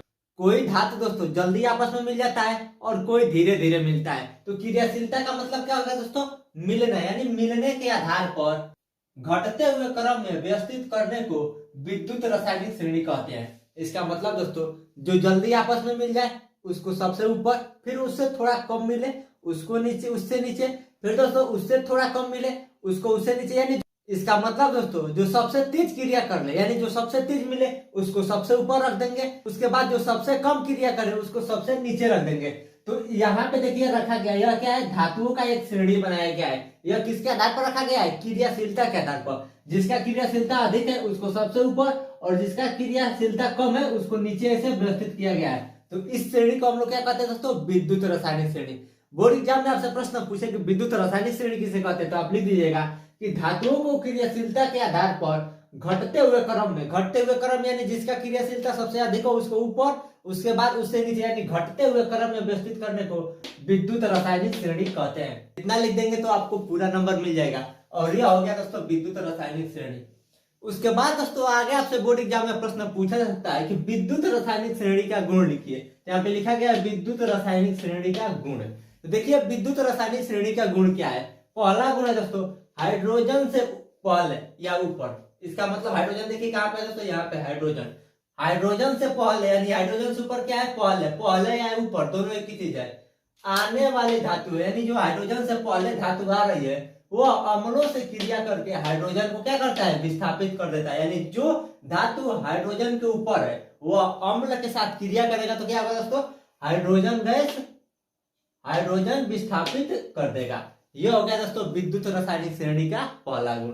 अब देखिए दूसरा गुण क्या है, इस श्रेणी में धातुओं का स्थान जितना पहले होगा, यानी धातुओं का स्थान जितना पहले या ऊपर होगा, हाइड्रोजन विस्थापित करने की क्षमता उतना ही अधिक होगी। क्या इसका मतलब दोस्तों, धातुओं का स्थान जितना ऊपर होगा उतना ही हाइड्रोजन विस्थापित करने की क्षमता अधिक होगी। यह हो गया दोस्तों विद्युत रासायनिक श्रेणी का दो गुण। अब दोस्तों हम इसको मिटाकर और उसके बाद हम यह भी बताएंगे दोस्तों विद्युत रासायनिक श्रेणी का उपयोग क्या है। यह क्वेश्चन दोस्तों बोर्ड एग्जाम के लिए बहुत इंपोर्टेंट है और यह लास्ट क्वेश्चन है। इसके बाद यह चैप्टर समाप्त हो जाएगा। तो चलिए दोस्तों हम इसको मिटाकर आगे का टॉपिक लिखकर आपको बता देते हैं। अब देखिए दोस्तों उसको मिटाकर आगे का टॉपिक लिख दिया उपयोग, यानी विद्युत रासायनिक श्रेणी का उपयोग क्या है। देखिए पहला उपयोग क्या है दोस्तों, विद्युत रासायनिक श्रेणी की सहायता से धातुओं की क्रियाशीलता की तुलना की जा सकती है। यानी विद्युत रासायनिक श्रेणी से क्या किया जाता है दोस्तों, धातुओं की क्रियाशीलता का तुलना किया जा सकता है। और दूसरा गुण है दोस्तों, विद्युत रासायनिक श्रेणी की सहायता से धातुओं द्वारा अम्लों में से, क्या दोस्तों, धातु क्या करता है, अम्लों में से हाइड्रोजन विस्थापित कर पाने की क्षमता की जानकारी मिलता है। देखिए दोस्तों, आपके स्क्रीन पर प्रश्न आ रहा होगा। प्रश्न है दोस्तों, संतृप्त तथा असंतृप्त हाइड्रोकार्बन में क्या अंतर है, उदाहरण द्वारा स्पष्ट कीजिए। इसको देखिए दोस्तों, 2013 में, 15 में, 18 में और 22 में पूछा है। जो लाल में लिखा है उतना बार पूछा है।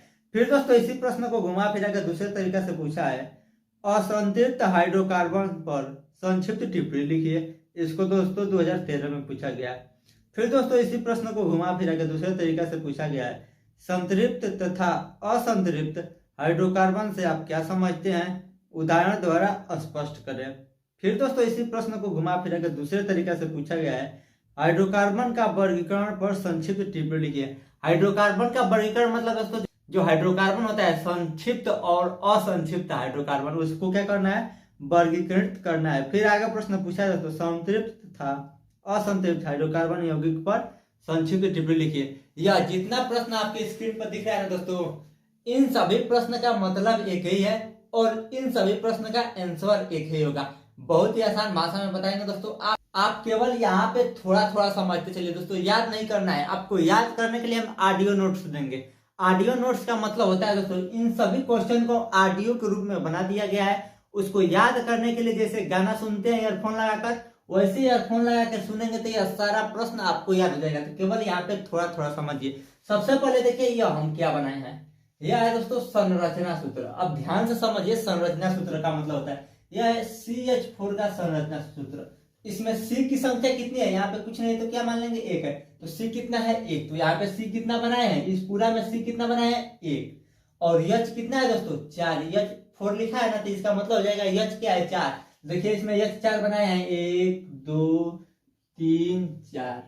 तो इसी को दोस्तों यहाँ पे बनाया गया है। यह क्या हो जाएगा दोस्तों, इसका संरचना सूत्र जो यह है वही यहाँ पे बनाया गया है। अब देखिए दोस्तों, जो यह ऐसे खींचा गया है इसको क्या कहते हैं, बंद कहते हैं। जो यह है इसको क्या कहेंगे, बंद। तो जब एक है, इसमें केवल एक रखकर खींचा गया है ना, तो इसको कहेंगे एकल बंद। तो यह क्या है दोस्तों, एकल बंद। तो देखिए संतृप्त हाइड्रोकार्बन में बोर्ड एग्जाम में आपसे प्रश्न पूछेगा संतृप्त हाइड्रोकार्बन के बारे में, तो लिखिएगा इसमें सभी कार्बन का मतलब यह C है, सभी कार्बन जो C का यह सभी है जुड़ा जाता है, वो क्या होता है, एकल बंद होता है। इसमें सभी कार्बन क्या होता है, एकल बंद होता है, यानी एक बंद से जुड़ा होता है, एक लाइन ऐसे खींचा गया रहता है। तो जो एक लाइन जब खींचा गया रहेगा उसको क्या कहेंगे दोस्तों, संतृप्त हाइड्रोकार्बन। इसका सामान्य सूत्र, बोर्ड एग्जाम में आपसे प्रश्न पूछा जा सकता है कि संतृप्त हाइड्रोकार्बन का सामान्य सूत्र क्या होगा। सामान्य सूत्र हो जाएगा CnH2n+2। इसका उदाहरण क्या हो जाएगा, CH4। और यह संरचना बना दीजिएगा एकल बंध का, किसमें क्या है, एक बंध है।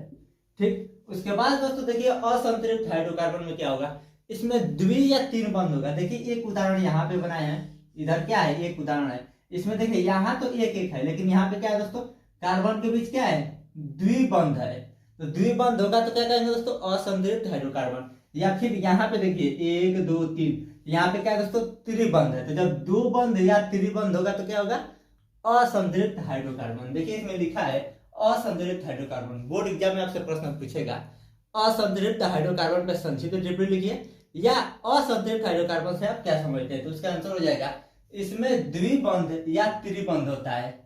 अगर द्विबंध रहे या त्रिबंध रहे तो वह क्या हो जाएगा दोस्तों, असंतृप्त हाइड्रोकार्बन। और केवल एक बंध रहे, एकल बंध रहेगा तो वह क्या होगा, संतृप्त हाइड्रोकार्बन। यह हो गया दोस्तों उदाहरण। इसको कैसे लिख सकते हैं, C2H4। देखिए इसी का यह संरचना सूत्र, C की संख्या कितना है, 1 2। तो यहाँ पे C2 लिखा गया है ना, तो C की संख्या 2 और H की संख्या कितनी है, 4। तो गिन लीजिए 1 2 3 4। तो यह इसका क्या हो गया, संरचना सूत्र। उदाहरण से आप समझ लीजिए कि इसमें क्या है दोस्तों, द्विबंध है। अब देखिए इसका संरचना सूत्र क्या हो जाएगा, यहाँ पे हो जाएगा C2H2, क्योंकि इसमें C भी 2 है और H भी 2 है। यह इसका क्या हो गया, संरचना सूत्र। आपसे संरचना सूत्र भी कभी कभी बोर्ड एग्जाम में पूछा जा सकता है। तो यह क्या हो गया दोस्तों, उदाहरण हो गया किसका, असंतृप्त हाइड्रोकार्बन का। केवल आप इतना समझ लीजिए दोस्तों कि संतृप्त हाइड्रोकार्बन किसे कहते हैं, इसमें सभी कार्बन एकल बंध होता है। जब एकल बंध रहेगा तो संतृप्त हाइड्रोकार्बन। यहाँ पे उदाहरण एकल बंध ऐसे एक लगे, ठीक। उसके बाद दोस्तों असंतृप्त हाइड्रोकार्बन। असंतृप्त हाइड्रोकार्बन में द्विबंध या तीन बंध रहेगा। तो जब द्विबंध या तीन बंध रहेगा तो वो क्या हो जाएगा दोस्तों, असंतुलित हाइड्रोकार्बन। इसमें द्विबंध या त्रिबंध होता है। उदाहरण के लिए यहाँ पे दो बंध वाला एक उदाहरण है, और यहाँ पे क्या है 1 2 3, तो यह हो गया त्रिबंध वाला उदाहरण। दोस्तों अगर आपके बोर्ड एग्जाम में इसमें से कोई भी प्रश्न पूछे तो आप केवल यहां से यहां तक लिख देंगे तो आपको पूरा नंबर मिल जाएगा। अब दोस्तों हम इसको मिटाकर इसके आगे का टॉपिक लिखकर बता रहे हैं। अब देखिए दोस्तों, उसको मिटाकर हम आगे का टॉपिक लिख दिए हैं। अब देखिए दोस्तों, बोर्ड एग्जाम में आपसे प्रश्न पूछेगा। प्रश्न आपके स्क्रीन पर आ रहा होगा। प्रश्न है दोस्तों, साबुन क्या है, इसके बनाने का रासायनिक अभिक्रिया लिखिए। दोस्तों इस प्रश्न को 2013 में 2014 में पूछा गया है। फिर दोस्तों इसी प्रश्न को घुमा फिरा के दूसरे तरीका से पूछा गया है। साबुन के निर्माण में प्रयुक्त प्रमुख 2 पदार्थों का नाम लिखिए तथा साबुन बनाने का विधि का समीकरण भी लिखिए। अब देखिए दोस्तों, फिर इसी प्रश्न को घुमा फिरा के दूसरे तरीके से पूछा है। साबुन के निर्माण से प्राप्त स उत्पाद का नाम व सूत्र लिखिए। साबुनीकरण अभिक्रिया का समीकरण लिखिए। दोस्तों यह जितना आपकी स्क्रीन पर आ रहा है, इन सभी प्रश्न का मतलब एक ही है और उसका उत्तर एक ही होगा। दोस्तों आगे प्रश्न में क्या दिया है दोस्तों, साबुनीकरण पर संक्षिप्त टिप्पणी लिखिए। इसको देखिए दोस्तों कितना बार पूछा है, 2013, 2014, 15, 16, 17, 18, 19, 20, 22 में भी पूछा है। तो यह क्वेश्चन दोस्तों बोर्ड एग्जाम के लिए सबसे इम्पोर्टेंट है कि साबुनीकरण पर संक्षिप्त टिप्पणी लिखिए। यह जितना प्रश्न आपके स्क्रीन पर आ रहा है सबका मतलब एक ही है कि साबुन के बारे में बताना है और सबका आंसर एक ही होगा दोस्तों, और बहुत ही आसान भाषा में हम आपको समझा देंगे।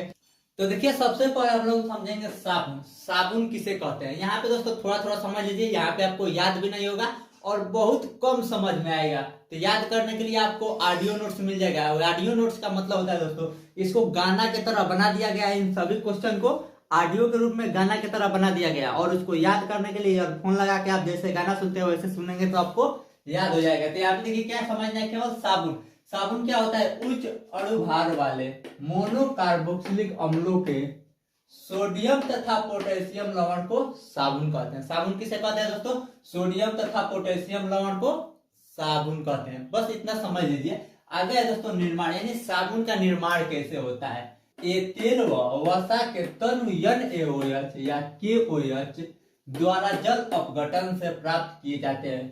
साबुन कैसे प्राप्त किए जाते हैं दोस्तों, तेल व वसा युक्त तनु NaOH या KOH द्वारा जल अपघटन से प्राप्त किए जाते हैं। इस प्रक्रिया को साबुनीकरण भी कहते हैं। बोर्ड एग्जाम में अभी प्रश्न पूछेगा कि साबुनीकरण पर संक्षिप्त टिप्पणी लिखिए, तो यही है साबुनीकरण, या साबुनीकरण क्या होता है तो भी यही लिखा जाएगा। इसका मतलब दोस्तों साबुन से रिलेटेड कोई भी प्रश्न पूछे तो आप यहाँ से यहाँ तक लिख दीजिएगा, आपको पूरा अंक मिल जाएगा। तो यह दोस्तों साबुनीकरण। अब देखिए आगे प्रश्न है दोस्तों, साबुन बनाने का रासायनिक अभिक्रिया। यह पूछा था दोस्तों, रासायनिक अभिक्रिया या समीकरण लिखिए या साबुनीकरण लिखिए। यह क्या है दोस्तों, साबुनीकरण का समीकरण है। इसको देखिए दोस्तों, समझा तो नहीं जा सकता है क्योंकि बहुत हार्ड भी है, लेकिन इसको आसानी से याद किया जा सकता है। देखिए कैसे इसको आसानी से याद करेंगे। यहाँ पे देखिए क्या है, एक लाइन को आपको केवल याद करना है, बाकी सब याद हो जाएगा।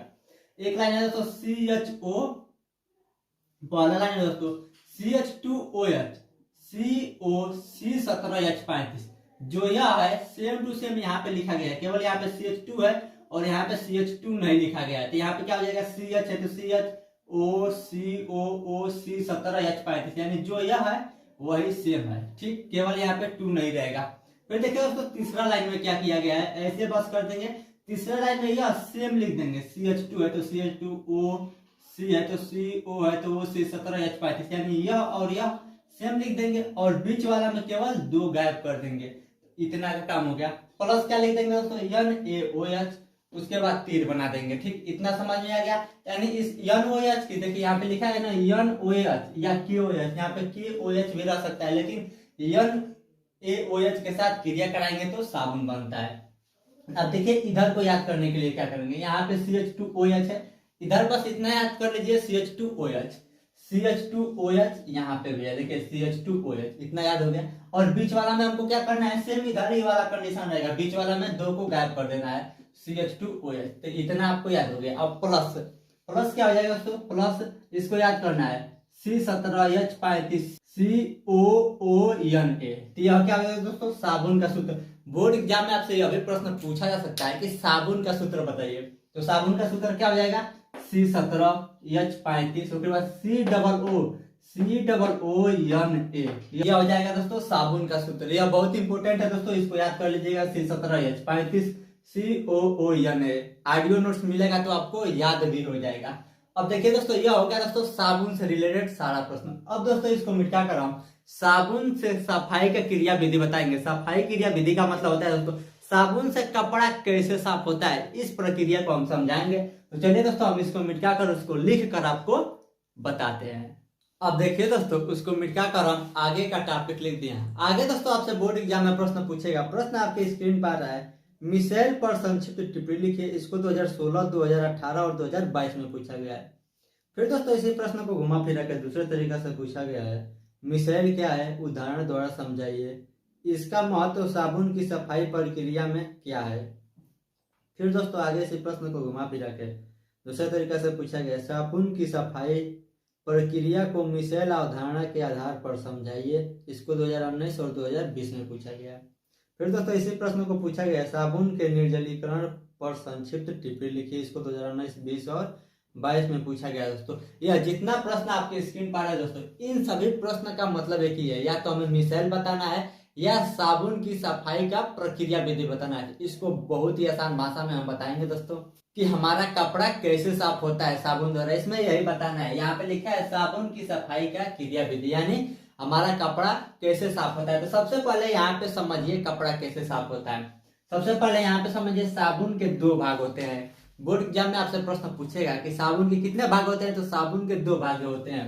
पहला होता है हाइड्रोजन भाग, यानी जो यह लाल से बना है इतना, इसको कहते हैं हाइड्रोजन भाग। और जो यह है COO- यह है आयनिक भाग। इतना समझ में आ गया दोस्तों।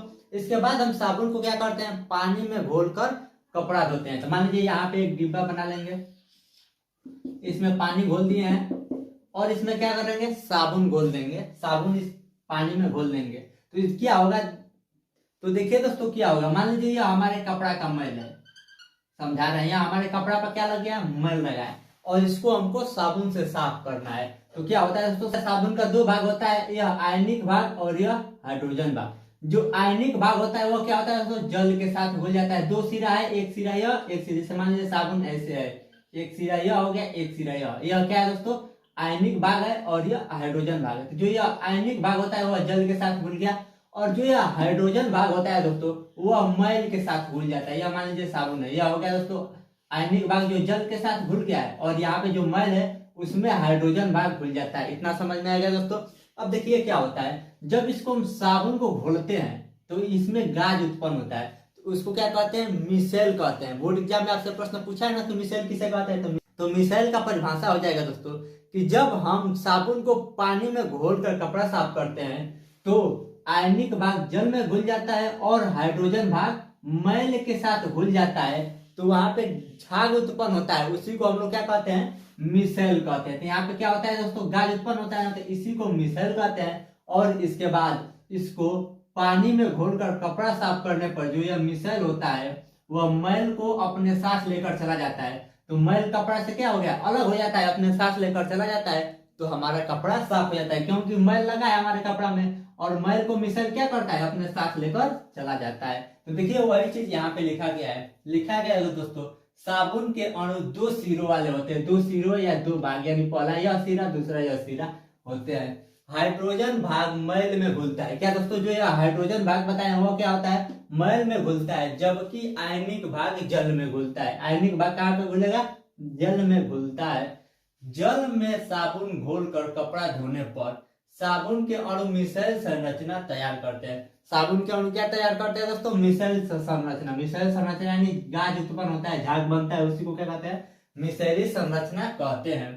जहां साबुन के अणु का एक सिरा मैल की ओर, एक सिरा कहाँ पे होता है, मैल की ओर, तथा दूसरा सिरा बाहर की ओर, बाहर यानी पानी की ओर होता है, इसे मिसाइल कहते हैं। इसे क्या कहते हैं दोस्तों, मिसाइल। बोर्ड एग्जाम में आपसे प्रश्न पूछेगा मिसाइल किसे कहते हैं, तो आप यहां से लिख दीजिएगा कि जल में साबुन को घोलकर कपड़ा धोने पर साबुन के अणु मिसाइली संरचना तैयार करते हैं।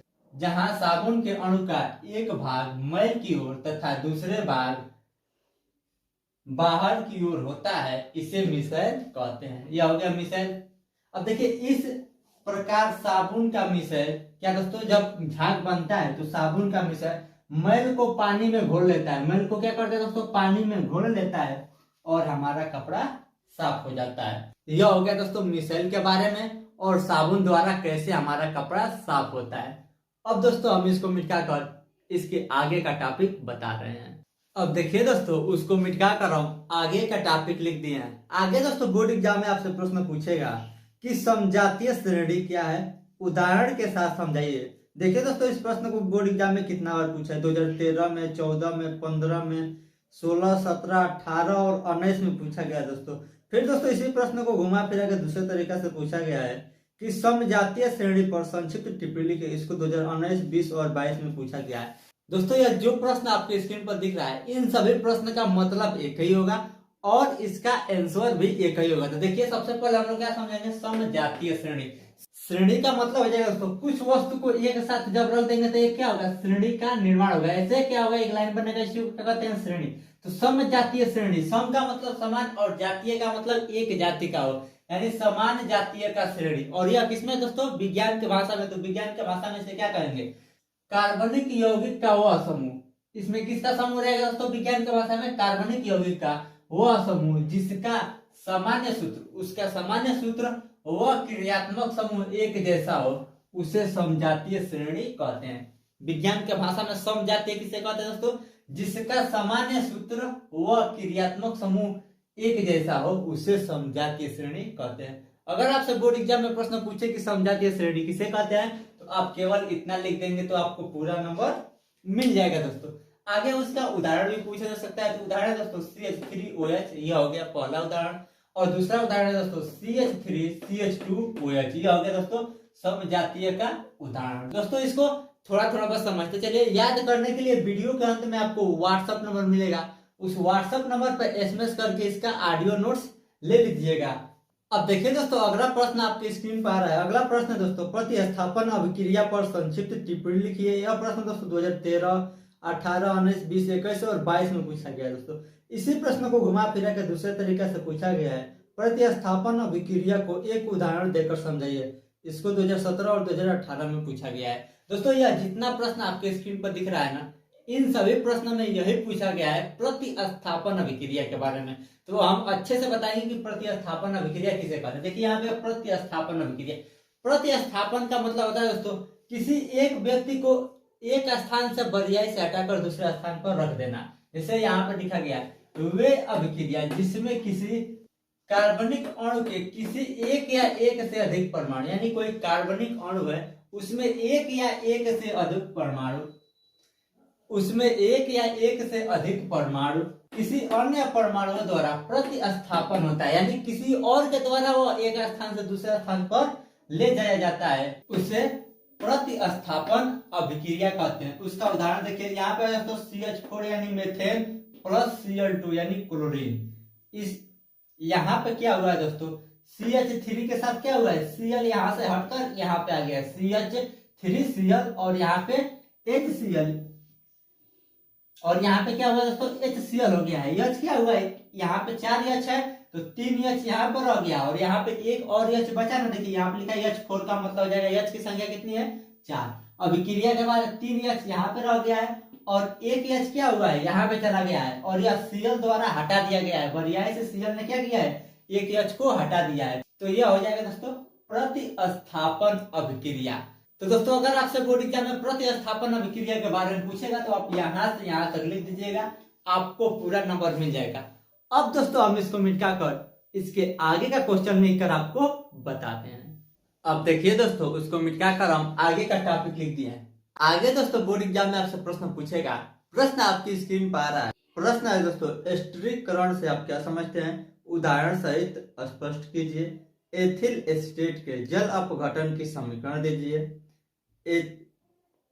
एसिटिक अम्ल के प्रमुख उपयोगों का उल्लेख कीजिए। इस प्रश्न को दोस्तों 2013, 14, 16 और 2020 में पूछा गया। फिर दोस्तों इसी प्रश्न को घुमा फिरा के दूसरे तरीके से पूछा गया है, एसिटिक अम्ल के एस्टिकरण की अभिक्रिया का समीकरण लिखिए। फिर दोस्तों इसी प्रश्न को घुमा फिरा के दूसरे तरीके से पूछा गया है, एसिटिक अम्ल से एथिल एसीटेट कैसे प्राप्त करते हैं। यह सभी प्रश्न का मतलब है कि अगला प्रश्न है दोस्तों, स्त्रीकरण पर संक्षिप्त टिप्पणी लिखिए। इसको दोस्तों 2014, 2015, 16, 17, 18 और 2022 में पूछा गया। यह जितना प्रश्न आपकी स्क्रीन पर आ रहा है दोस्तों, इन सभी प्रश्न में स्त्रीकरण के विषय में पूछा गया है। इन सभी का मतलब एक ही होगा और इन सभी प्रश्न का आंसर एक ही होगा दोस्तों। तो चलिए दोस्तों हम इस क्वेश्चन का आंसर बताते हैं। देखिए सबसे पहले स्त्रीकरण, बोर्ड एग्जाम में आपसे प्रश्न क्या पूछेगा, स्त्रीकरण पर संक्षिप्त टिप्पणी लिखिए। तो आप केवल इतना लिख दीजिएगा कि अम्ल तथा एल्कोहल की अभिक्रिया से एस्टर तथा जल बनता है, इस अभिक्रिया को स्त्रीकरण कहते हैं। ठीक, कितना समझ में आ गया दोस्तों। आगे दोस्तों इसका उदाहरण देखिए, यह है दोस्तों यहाँ से यहाँ तक अम्ल प्लस एल्कोहल। यह क्या है दोस्तों, अम्ल का सूत्र है और यह एल्कोहल का है। अम्ल और एल्कोहल को आपस में मिलाएंगे तो क्या बनेगा दोस्तों, एस्टर। यह क्या है दोस्तों, एस्टर का सूत्र है CH3COO C2H5। यह क्या है, एस्टर का सूत्र है। और प्लस क्या बनता है, जल बनता है। यहाँ पे लिखा गया है ना, एस्टर तथा जल बनता है, तो एस्टर प्लस जल बनता है। यहाँ पे जल H2O।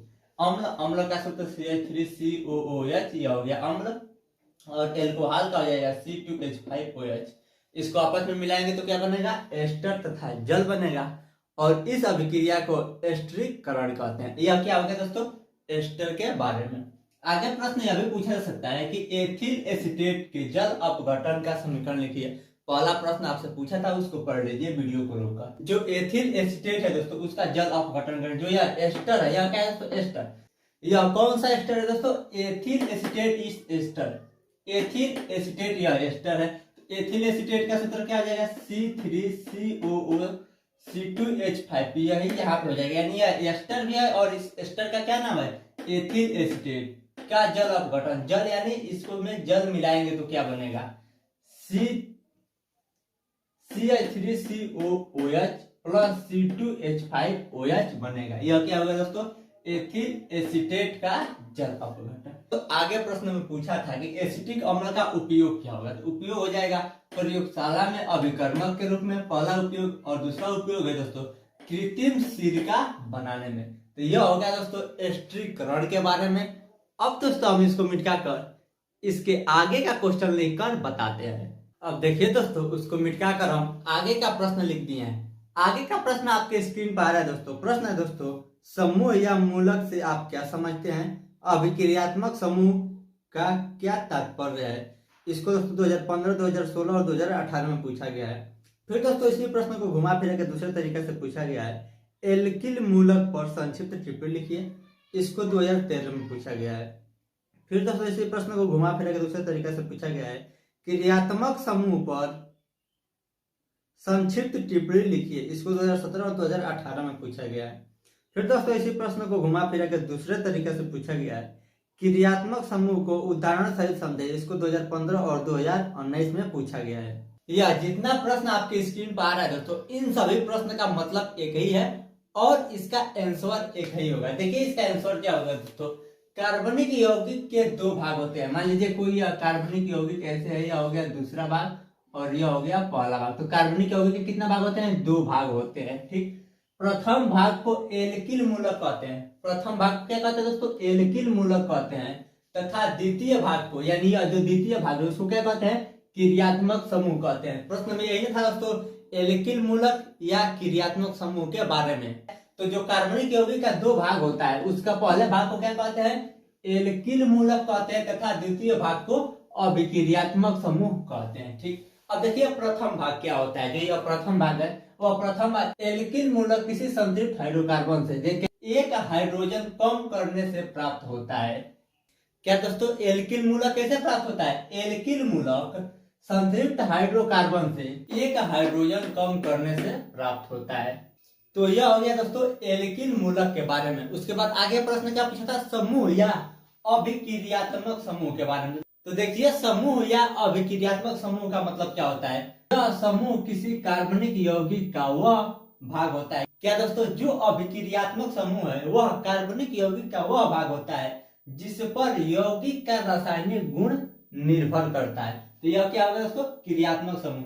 किसी यौगिक का रासायनिक गुण किस पर निर्भर करता है, तो अभिक्रियात्मक समूह पर निर्भर करता है। बोर्ड एग्जाम में इसमें से कोई भी प्रश्न आप पूछे तो आप केवल इतना लिख देंगे तो आपको पूरा नंबर मिल जाएगा। उसके बाद देखिए दोस्तों, आगे आपके स्क्रीन पर प्रश्न आ रहा है स्मिट अभिक्रिया। बोर्ड एग्जाम में आपसे प्रश्न पूछेगा स्मिट अभिक्रिया, जो ये लाल में लिखा गया है उतना बार पूछा गया है। देखिए आप खुद देख लीजिए, अब प्रश्न को बोर्ड एग्जाम में 2 बार पूछा गया है। क्या है दोस्तों? स्मिट अभिक्रिया। तो इसका आंसर हो जाएगा सांद्र सल्फ्यूरिक अम्ल की उपस्थिति में हाइड्रोजन अम्ल। क्या दोस्तों? हाइड्रोजन अम्ल। यह क्या हो गया? हाइड्रोजन अम्ल का सूत्र हो जाएगा N3H। यह क्या हो गया? हाइड्रोजन अम्ल का सूत्र होगा। हाइड्रोजन अम्ल से अभिक्रिया करने पर एसिटिक अम्ल, क्या दोस्तों, जो एसिटिक अम्ल होता है वह मेथिल एमीन देता है। जो एसिटिक अम्ल है, एसिटिक अम्ल मेथिल एमीन देता है। इस अभिक्रिया को स्मिट अभिक्रिया कहते हैं। बोर्ड एग्जाम में आपसे प्रश्न पूछेगा स्मिट अभिक्रिया पर संक्षिप्त टिप्पणी लिखे, या स्मिट अभिक्रिया से रिलेटेड कोई भी प्रश्न पूछे तो आप इसको लिख दीजिएगा। अब देखिए यह क्या दोस्तों, इसका समीकरण है CH3COOH प्लस उसके बाद हाइड्रोजन अम्ल, हाइड्रोजन अम्ल हो जाएगा N3H और सांद्र सल्फ्यूरिक अम्ल की उपस्थिति में, तो यहाँ पे लिखा है H2SO4। यह क्या है? सांद्र सल्फ्यूरिक अम्ल का सूत्र है। तो H2SO4 की उपस्थिति में तो क्या होगा दोस्तों, इन सबको आपस में अभिक्रिया कराया जाएगा तो बनेगा Cl3NH2 plus CO2 plus N2। तो यह हो गया दोस्तों स्मिट अभिक्रिया के बारे में।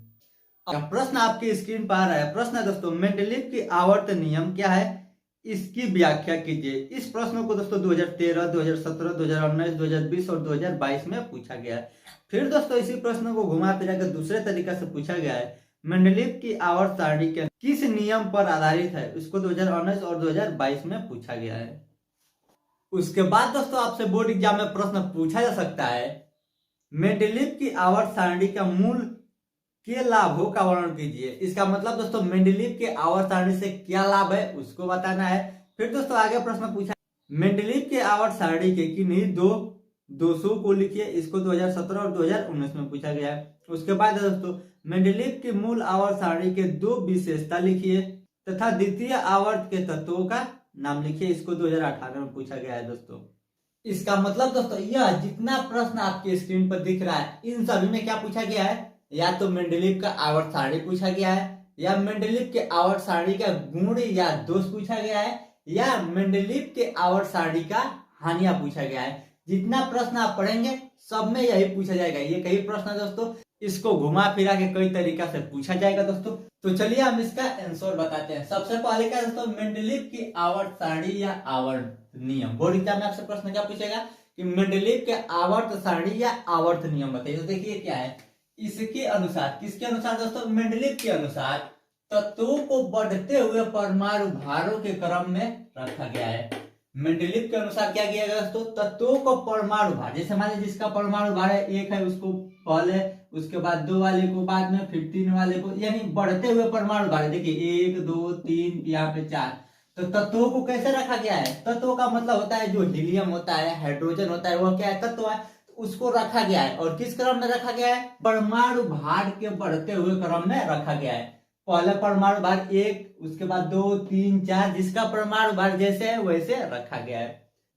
तो इसको क्या कहते हैं दोस्तों, मेंडलीव के आवर्त सारणी, परमाणु भारों के क्रम में व्यवस्थित किया गया है। तो इसको हम लोग कहेंगे मेंडलीव का आवर्त सारणी। ऐसे रखेंगे तो एक सारणी बन जाएगा। तो वही क्या है दोस्तों, मेंडलीव का आवर्त सारणी है। आगे दोस्तों मेंडलीव के आवर्त सारणी के लाभ, मेंडलीव के आवर्त सारणी से क्या हमें लाभ है, उसका उपयोगिता क्या है या उसका गुण क्या है। तो देखिए इसका पहला लाभ हो जाएगा, इस सारणी से तत्वों के गुणों का अध्ययन करना आसान हो गया। जो मेंडलीव का आवर्त सारणी बन गया दोस्तों ना, तो इससे हमके तत्वों का जो गुण है, उसका क्वालिटी है, वह अध्ययन करना यानी पता लगाना आसान हो गया। क्यों आसान हो गया दोस्तों, क्योंकि समान गुण वाले यानी एक जैसे गुण वाले तत्वों को साथ रखा गया था। तो दोस्तों जब साथ रखा गया है, इससे यह अध्ययन हो जाएगा कि यह समान गुण वाले तत्व है। आगे है दोस्तों दूसरा, इस सारणी में कई खाली स्थान रह गया। जैसे मान लीजिए यहाँ पे 1 2 3 4 हो गया, 5 खाली स्थान रह गया, फिर यहाँ पे 6 बढ़ गया। तो कई खाली स्थान रह गए, जिससे यह पता चला कि भविष्य में तत्वों की खोज होगी। मान लीजिए यह खाली स्थान रह गया, तो अब हम लोग को यही नहीं लगेगा कि यहाँ पे भी कभी भरेगा, तो तत्वों की भविष्य में खोज होगी। इससे यह पता चल गया। और बाद में हुई भी, बाद में तत्वों का खोज भी हुई और यहाँ पे भर गया। तो यहाँ पे क्या भर जाएगा 5। तो यह हो गया दोस्तों मेंडलीव के आवर्त सारणी के लाभ, उपयोगिता या गुण, दो बता दिया। अब है दोस्तों हानियां या दोष। जो मेंडलीव का आवर्त सारणी है उसका क्या हानियां है, क्या दोष है। तो देखिए पहला है दोस्तों असमान गुण वाले तत्वों को एक ही साथ रखना। असमान का मतलब अलग अलग गुण वाले तत्वों को साथ रखना। मेंडलीव के आवर्त सारणी में क्या कहा गया था कि समान गुण वाले तत्वों को साथ रखना है, लेकिन उसमें बाद में कमियां निकल गई। जो असमान गुण वाले तत्व है, अलग अलग गुण वाले तत्व एक साथ रख दिए गए थे। तो यह क्या निकल गया दोस्तों, पहला उसका कमियां निकल गया। दूसरा है दोस्तों समान गुण वाले तत्वों को अलग अलग रख देना। मेंडलीव के आवर्त सारणी में क्या गलतियां हो गई थी कि जो समान गुण वाले तत्व है उसको अलग अलग रख दिया गया था। बताया तो हमें यह हो गया था कि जो समान गुण वाले तत्व उसको साथ रखना है, लेकिन जब सारणी बना तो उसमें यह गलतियां हो गया कि समान गुण वाले तत्वों को अलग अलग रख दिया गया था और असमान गुण वाले नहीं अलग अलग गुण वाले तत्वों को एक साथ रख दिया गया था। तो यह दो दोष हो गया।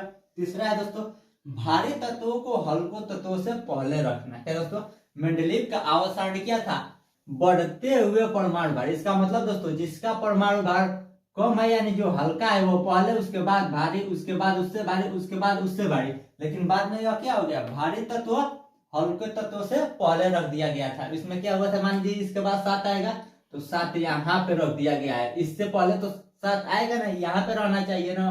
तो यह कमियां निकल गई थी। तो यह है तीसरा। चौथा है दोस्तों समस्थानिक तथा संभारित तत्वों का कोई स्थान नहीं दिया गया। बाद में दोस्तों कुछ तत्व समस्थानिक और संभारित तत्वों का बाद में खोज हुआ, उसका कोई स्थान नहीं मिला था सारणी में। तो यह हो गया दोस्तों 4 कमियां या दोष और 2 गुण और मेंडलीव का आवर्त सारणी। अगर दोस्तों आपको थोड़ा थोड़ा भी समझ में आ रहा है तो बहुत अच्छी बात है। इसको एक बार और देखेंगे तो आपको अच्छे से समझ में आ जाएगा। अब दोस्तों हम इसको मिटा कर इसके आगे का टॉपिक आधुनिक आवर्त सारणी के बारे में बता रहे हैं। अब देखिए दोस्तों उसको मिटा कर हम आगे का प्रश्न लिख दिए हैं।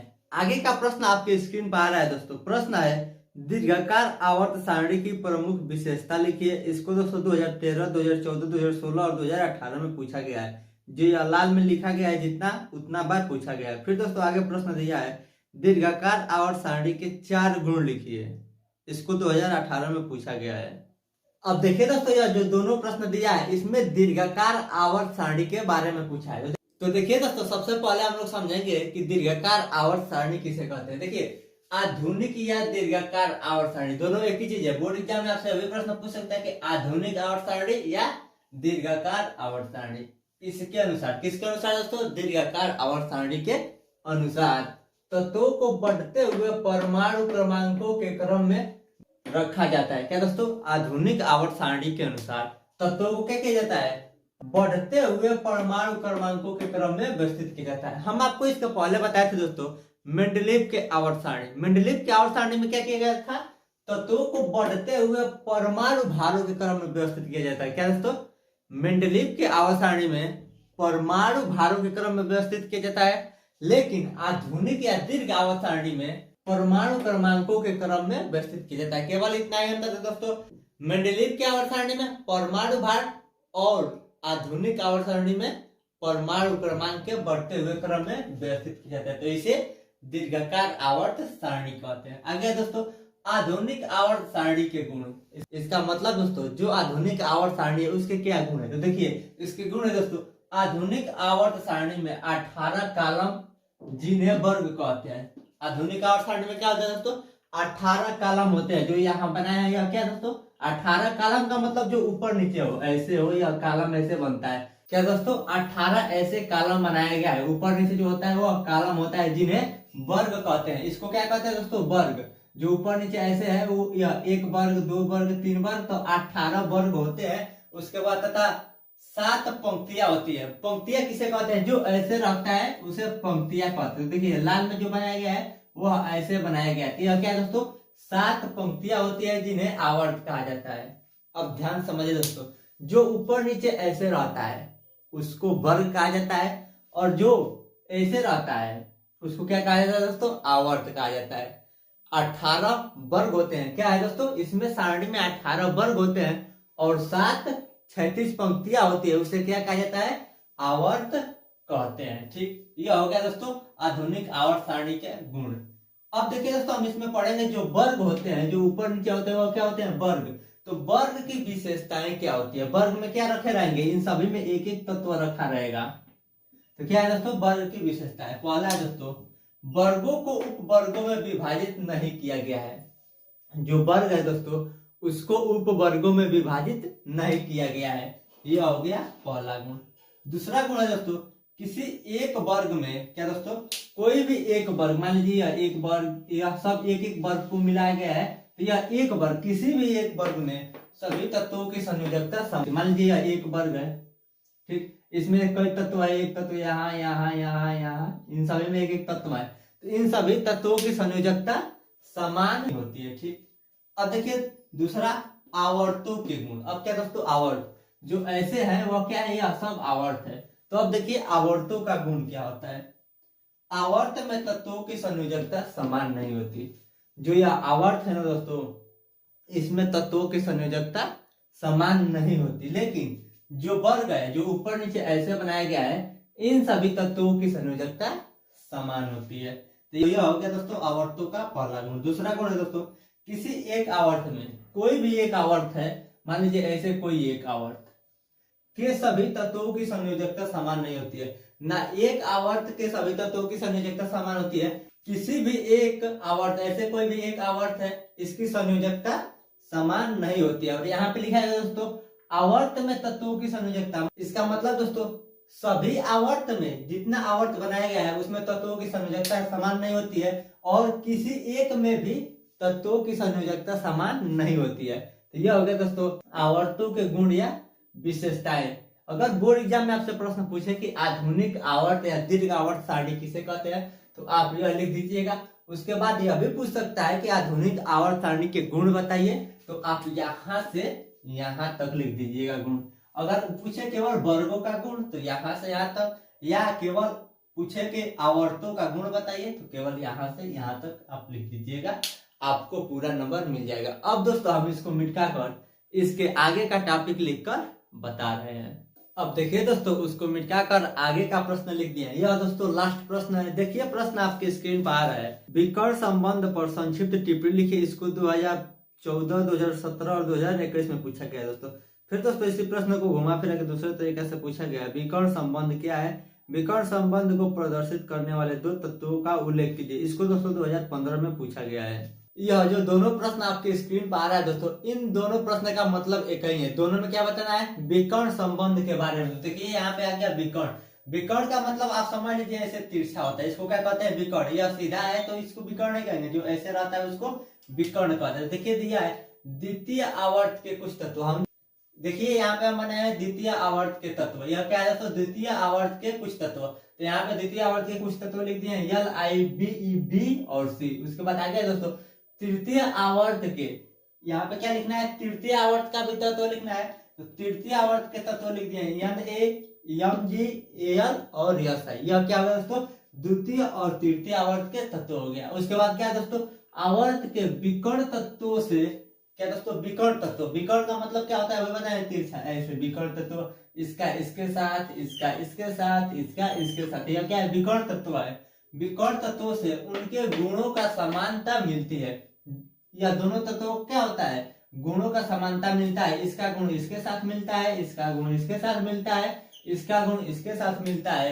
इस प्रकार के तत्वों को विकर्ण संबंध कहते हैं। जो यह गुण मिलता है विकर्ण यानी तिरछा, उसी प्रकार के तत्वों को क्या कहते हैं? विकर्ण संबंध कहते हैं।